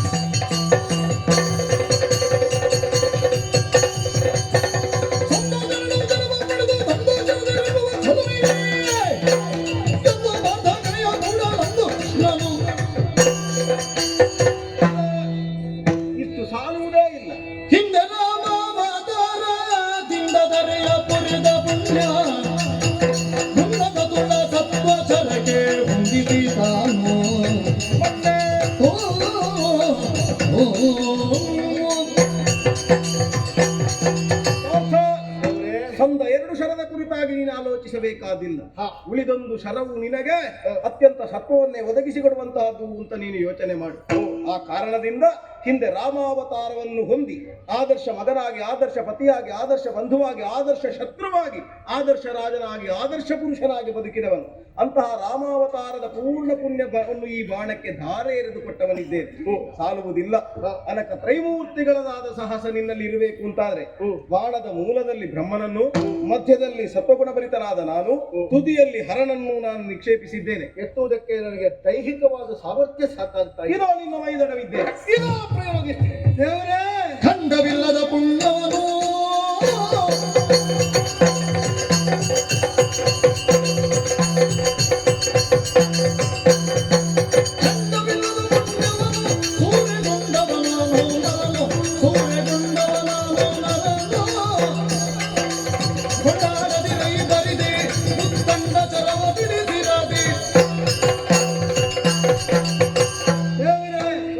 ಅಖಂಡ ಪುಣ್ಯ ಪ್ರವಾಹವನ್ನು ಖಂಡಖಂಡವಾಗಿ ಕರ್ಮಾಧ್ಯಕ್ಷನಾದ ನೀನು ದಾರಿ ಎರೆದುಕೊಡ್ತಾ ಇರುವಾಗ ಇದನ್ನು ಹೊತ್ತಂತಹ ಪಾರ್ಥನ ತೋಳುಗಳ ಬಲವು ಹೆಚ್ಚು, ಕೊಟ್ಟ ನಿನ್ನ ಔದಾರ್ಯ ಹೆಚ್ಚು, ಖಂಡಿಸಿದ ನನ್ನ ಪರಾಕ್ರಮ ಹೆಚ್ಚು. ಇದರ ಮೂಲೋದ್ದೇಶ ಏನು ಅಂತ ಗೊತ್ತಿಲ್ಲದೆ ಮಾಡ್ತಾ ಇರುವುದು ಯಾಕೆ ಅಂತ ಗೊತ್ತಿಲ್ಲದೆ ಪ್ರತಿಕ್ರಿಯಿಸಿ ಒಟ್ಟು ಏರುಪೇರಾಗಬಾರದು ಎಂಬ ಕಾಳಜಿ ತಪ್ಪಕೂಡದು ಅಂತ ಲೋಕಗುರುವಾದ ನಿನ್ನಲ್ಲಿ ಕೇಳ್ತಾ ಇದ್ದೇನೆ. ಇದು ನಿಜವಾಗಿ ಯಾವುದಕ್ಕೆ ಸ್ವಾಮಿ ಈ ಪುಣ್ಯ ಪ್ರವಾಹ? ಜೀವರುಗಳಿಗೆ ಇಲ್ಲದಂತಹ ಸ್ವಾತಂತ್ರ್ಯ ಕರ್ಮಾಧ್ಯಕ್ಷನಾದ ನನ್ನಲ್ಲಿ ಉಂಟೇ ಉಂಟು. ನನಗೆ ಆಗುವಂತಹ ನಾ ಮಾಡಿದಂತಹ ಕರ್ಮದಲ್ಲಿ ಒದಗಿದ ಪುಣ್ಯವನ್ನು ಪಾಪವನ್ನು ಜಗತ್ತಿಗೆ ಕೊಡುವಂತಹ ಶಕ್ತನು ನಾನಿದ್ದೇನೆ. ಹಾಗೆಂದು ಆಕಾಶದಿಂದ ಬಿದ್ದಂತಹ ನೀರಿನ ಹನಿಯೊಂದು ಬೆಟ್ಟದ ಗುಡ್ಡದಲ್ಲಿ ಬಿದ್ದು ಆ ಮೂಲಕವಾಗಿ ನದಿಯಾಗಿ ನದವಾಗಿ ಹಳ್ಳವಾಗಿ ತೆರೆಯಾಗಿ ಸಮುದ್ರವನ್ನು ಸೇರುವ ಹಾಗೆ ಪುಣ್ಯ ಪ್ರವಾಹ ಮತ್ತೆ ನನ್ನನ್ನೇ ಬಂದು ಸೇರಲ್ಪಡ್ತದೆ. ಹಾಗಾದ್ರೆ ಇಲ್ಲೇನು ಅಂತ ಯೋಚನೆ ಮಾಡಿದ್ರೆ, ಒಂದು ಭತ್ತವನ್ನು ಬೆಳೆಯಲ್ಪಡುತ್ತದೆ. ಆ ಭತ್ತದ ಹೊಟ್ಟನ್ನು ಕಲಚಿದಾಗ ಅಕ್ಕಿ ಆಗುತ್ತದೆ. ಅದೇ ಅಕ್ಕಿಯನ್ನು ಅನ್ನವನ್ನಾಗಿಸಿದ ಬಳಿಕ ಅದು ದೇವರಿಗೆ ಅನ್ನಾದನಿಗೆ ಅದು ಅವನಿಗೆ ಒದಗುವಂತಹ ನೈವೇದ್ಯವಾಗುತ್ತದೆ. ದೇವರನ್ನು ಸೇರಿದ ಬಳಿಕ ಮತ್ತೆ ಮರು ಹುಟ್ಟಿಲ್ಲ. ಹುಟ್ಟಿರುವಂತಹ ಭತ್ತಕ್ಕೆ ಮರು ಹುಟ್ಟುಂಟು. ಈಗಾಗಲೇ ನೀನು ಮೈ ಅನ್ನುವಂತಹ ಹೊಟ್ಟನ್ನು ಹೊಂದಿದವನೇ ಇದ್ದೀಯ. ನೀನು ಒಂದು ವೇಳೆ ಈ ಬಾಣಕ್ಕೆ ಆಹುತಿಯಾದೆ ಅಂತಾದ್ರೆ ಜಿತೇನ ಲಭ್ಯತೆ ಲಕ್ಷ್ಮೀ ಮೃತೇನಾಪಿ ಸುರಾಂಗನ ಕ್ಷಣ ವಿದ್ವಂಸನಾಂ ಕಾಯೇ ಕಾಲ್ತಿಂತ ಮರಣೆ ರಣೆ ಎನ್ನುವ ಹಾಗೆ ಯೋಧನಾದವನು ರಣಾಂಗಣದಲ್ಲಿ ಸತ್ತನಾದರೂ ಸಿಗುವುದು ಸ್ವರ್ಗದ ಪುಣ್ಯ ಭೋಗ. ಹಾಗಾದ್ರೆ ಸ್ವರ್ಗದಲ್ಲಿ ಆದರೂ ತನ್ನ ಪುಣ್ಯವನ್ನು ಕಳಕೊಂಡಾಗ ಮತ್ತೆ ಮರಳಿ ಭೂಮಿಯಲ್ಲಿ ಹುಟ್ಟಲೇಬೇಕು. ಪಾಪವನ್ನು ಮಾಡಿದ ಆದ್ರೆ ನರಕವನ್ನು ಹೊಂದಿ ಮತ್ತೆ ಮರಳಿ ಹುಟ್ಟಬೇಕು. ಭೂಮಿಯಲ್ಲಿ ಮತ್ತೆ ಅವನು ಪುಣ್ಯವನ್ನು ಆಚರಿಸಬೇಕು. ಪುಣ್ಯ ಪಾಪಗಳಿಗೆ ವಿರಕ್ತವಾದ ಮುಕ್ತಾತ್ಮರೇ ಇರುವಂತಹ ಲೋಕವೇ ವೈಕುಂಠ. ನೀ ಬಯಸಿದ್ದು ಸಾಲೋಕ್ಯವನ್ನು ಪಡೆಯಬೇಕು ಅಂತಾದ್ರೆ ನೀನು ಕೇವಲನಾಗಬೇಕು. ಈಗಾಗಲೇ ಪ್ರಯೋಗಿಸಿದ ಎಲ್ಲ ಅಸ್ತ್ರಗಳನ್ನು ಖಂಡಿಸುವಾಗ ನೀನಾಡಿದ ಮಾತಿಷ್ಟೇ. ಪ್ರತಿಯೊಂದು ಬಾರಿಯೂ ಪಾಪ ಸಂಕಲ್ಪವನ್ನು ಮಾಡಿ ನಿನ್ನನ್ನು ನೀನು ಕಳಕೊಳ್ಳುತ್ತಾ ಕೇವಲನಾಗುತ್ತಾ ಸಾಗಿದೆ. ಈಗಲಾದರೂ ಅಷ್ಟೇ ಉಳಿದ ನಿನ್ನ ಪುಣ್ಯದ ಅಂಶವನ್ನು ಇದಕ್ಕೆ ಪಾಪ ಸಂಕಲ್ಪ ಮಾಡುವ ಮೂಲಕವಾಗಿ ಕಳಕೊಂಡು ನನ್ನದ್ದಾದ ಲೋಕವನ್ನು ಸೇರುತ್ತೀಯೋ ಅಲ್ಲ ಈ ಬಾಣಕ್ಕೆ ಕೊರಳೊಡ್ಡಿ ಸ್ವರ್ಗ ಇರ್ತೀಯೋ. ದೇವರೇ, ನಿನ್ನಿಂದ ನನಗೀತ ಸಾರ ಸದ್ಭಕ್ತನಾಗಿ ನಿನ್ನ ಚಿತ್ತದುಮ್ಮಳಿಕೆಯನ್ನು ತಿಳಿಯುವಾಗ ನಿನ್ನ ಮಾತನ್ನು ಕೇಳಿದ್ದು ನಾನು ಹಾಗೆ. ಆ ಮಾತಿಗೆ ವ್ಯಾಖ್ಯಾನ ಏನು ಅಂತ ಈಗ ತೋರಿಕೊಟ್ಟೆ. ಹುಟ್ಟೆಂಬ ಹೊಟ್ಟನ್ನು ಕಳಚಿ ನನಗೆ ಶಾಶ್ವತವಾದ ಪರಮಗತಿಯನ್ನು ಜಗನ್ನಾಥ ಸ್ವಾಮಿ ಸತತವಾಗಿ ನೋಡಲ್ಪಡ್ತಾ ಇರುವ ಸ್ಥಿತಿಯನ್ನು ಅನುಗ್ರಹಿಸುವುದಕ್ಕೆ ನೀನು ಮಾಡ್ತಾ ಇರುವ ತಂತ್ರ ಇದು ಅಂತಾದ್ರೆ ನನ್ನ ಎಲ್ಲ ಪುಣ್ಯಶೇಷ ಕಳೆಯುವುದಕ್ಕೆ ಇದನ್ನು ಕಡಿಯದಿದ್ದರೆ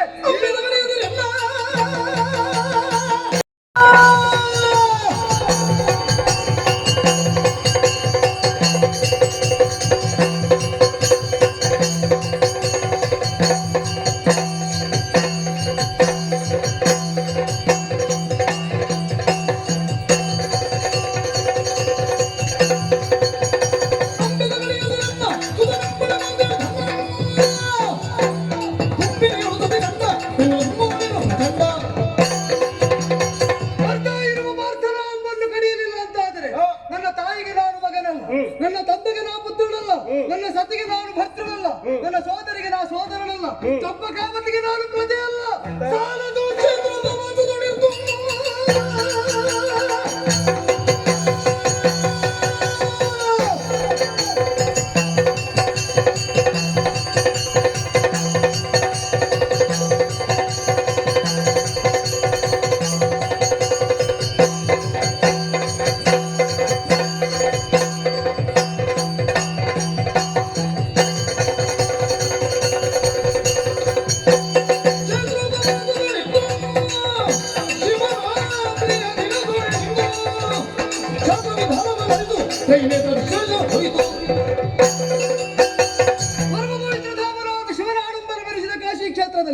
ಶಿವರಾತ್ರಿಯ ದಿನದಂದು ಕ್ಷೇತ್ರೋಪವಾಸದಲ್ಲಿದ್ದ ಶಿವಭಕ್ತರೊಬ್ಬ ಗಂಗಾ ಸ್ನಾನ ಮಾಡಿ ತ್ರಿದಳಗಳಿಂದ ಪಂಚಾಕ್ಷರಿ ಪುರಸ್ಸರವಾಗಿ ಆ ವಿಷತೋಮುಖರಾದ ಶಂಕರನನ್ನು ಹಚ್ಚಿಸ್ತಾ ಇರುವಾಗ ಪಾಖಂಡಿಯೊಬ್ಬ ಬಂದು ಆ ಶಿವಭಕ್ತನ ತಲೆಗೆ ಎಡೆಗಾಲಿನಿಂದ ಬರಬಹುದಾದ ಪಾತಕ ಇದು ಕಡಿಯದಿದ್ರೆ ನನಗೆ ತೆಗೆಯುವೆ.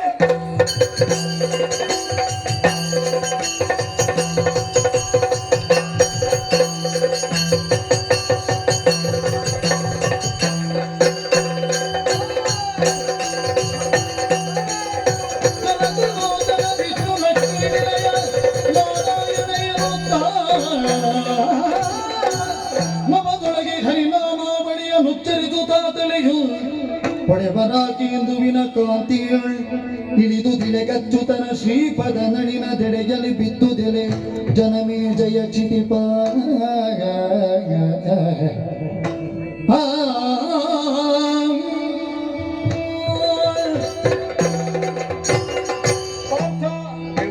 ಪುರುಷ ಪ್ರಯತ್ನದ ಪರಾಕಾಷ್ಠೆ ಎಷ್ಟು ಅನ್ನುವುದನ್ನು ಸುಧನ್ವ ತೋರಿಸಿದ. ದೈವ ಭಕ್ತಿಯ ಮೂಲಕವಾಗಿ ದೈವವನ್ನು ಸಾಕಾರ ಒದಗಿಸಿದರೆ ಏನು ಅನ್ನುವುದಕ್ಕೆ ಪಾರ್ಥನಾದ ನೀನು ಅಸ್ತ್ರ ಪ್ರಯೋಗದಲ್ಲಿ ತೋರಿಸಿದೆ. ಪ್ರತಿಜ್ಞೆಯ ಪೂರ್ಣದಂತೆ ನಾ ಬಾಣ ಬಿಟ್ಟದ್ರಲ್ಲೇ ಅವ ಸತ್ತಿದ್ದಾನೆ. ಹೌದು. ಅವ ತುಂಡರಿಸಿದ್ರು ಶಿವಶಕ್ತಿ ಅವನ ಕೊರಳನ್ನು ತರೆಯಿತು. ಹೌದು. ಸುಧನ್ವನಿಗೆ ಮೋಕ್ಷ ಆಗಿದೆ. ಖಂಡಿತವಾಗಿ ಬಿದ್ದ ಶಿರವನ್ನು ಎತ್ತಿದಾಗ ಅದರಲ್ಲಿದ್ದಂತಹ ದಿವ್ಯ ತೇಜ ನನ್ನನ್ನು ಸೇರಿದೆ. ಅದೇ ರುಂಡವನ್ನು ಮೇಲೆ ಎಸೆದಾಗ ಹರಣ ರುಂಡಮಾಲೆಯಲ್ಲಿ ಅದು ಐಕ್ಯವಾಗಿದೆ. ಹಾಗಾದ್ರೆ ನನ್ನ ಭಕ್ತನಿಗಾದ್ರೂ ಶಿವನ ನಿಲಯದಲ್ಲಿ ಸ್ಥಾನ ಉಂಟು ಅನ್ನುವುದು ಗೊತ್ತಾಗಿದೆ. ಅವನ ಮಾತು ಈಡೇರಿದೆ, ನನ್ನ ಮಾತು ಈಡೇರಿದೆ. 3ನೇ ಬಾಣದಲ್ಲಿ ಅವ ಸತ್ತಿದ್ದಾನೆ, 3ನೇ ಬಾಣವನ್ನು ಅವ ತುಂಡರಿಸಿದ್ದ. ಹೌದು. ಹಾಗಾದ್ರೆ ಉಭಯರೂ ಸತ್ವಗುಣ ಎನ್ನುತ್ತಾರೆ ಎನ್ನುವುದು ಲೋಕಕ್ಕೂ ತಿಳಿದಂತಹ ವಿಚಾರ. ಸರಿ, ಅರ್ಜುನನಾಗಿ ನೀನು ಮಾಡಿದ ಇಷ್ಟ ಆದ್ರೆ ಇನ್ನು ಮುಂದಕ್ಕೂ ಕೆಲವು ಕೆಲಸ ನೋಡೋಣ.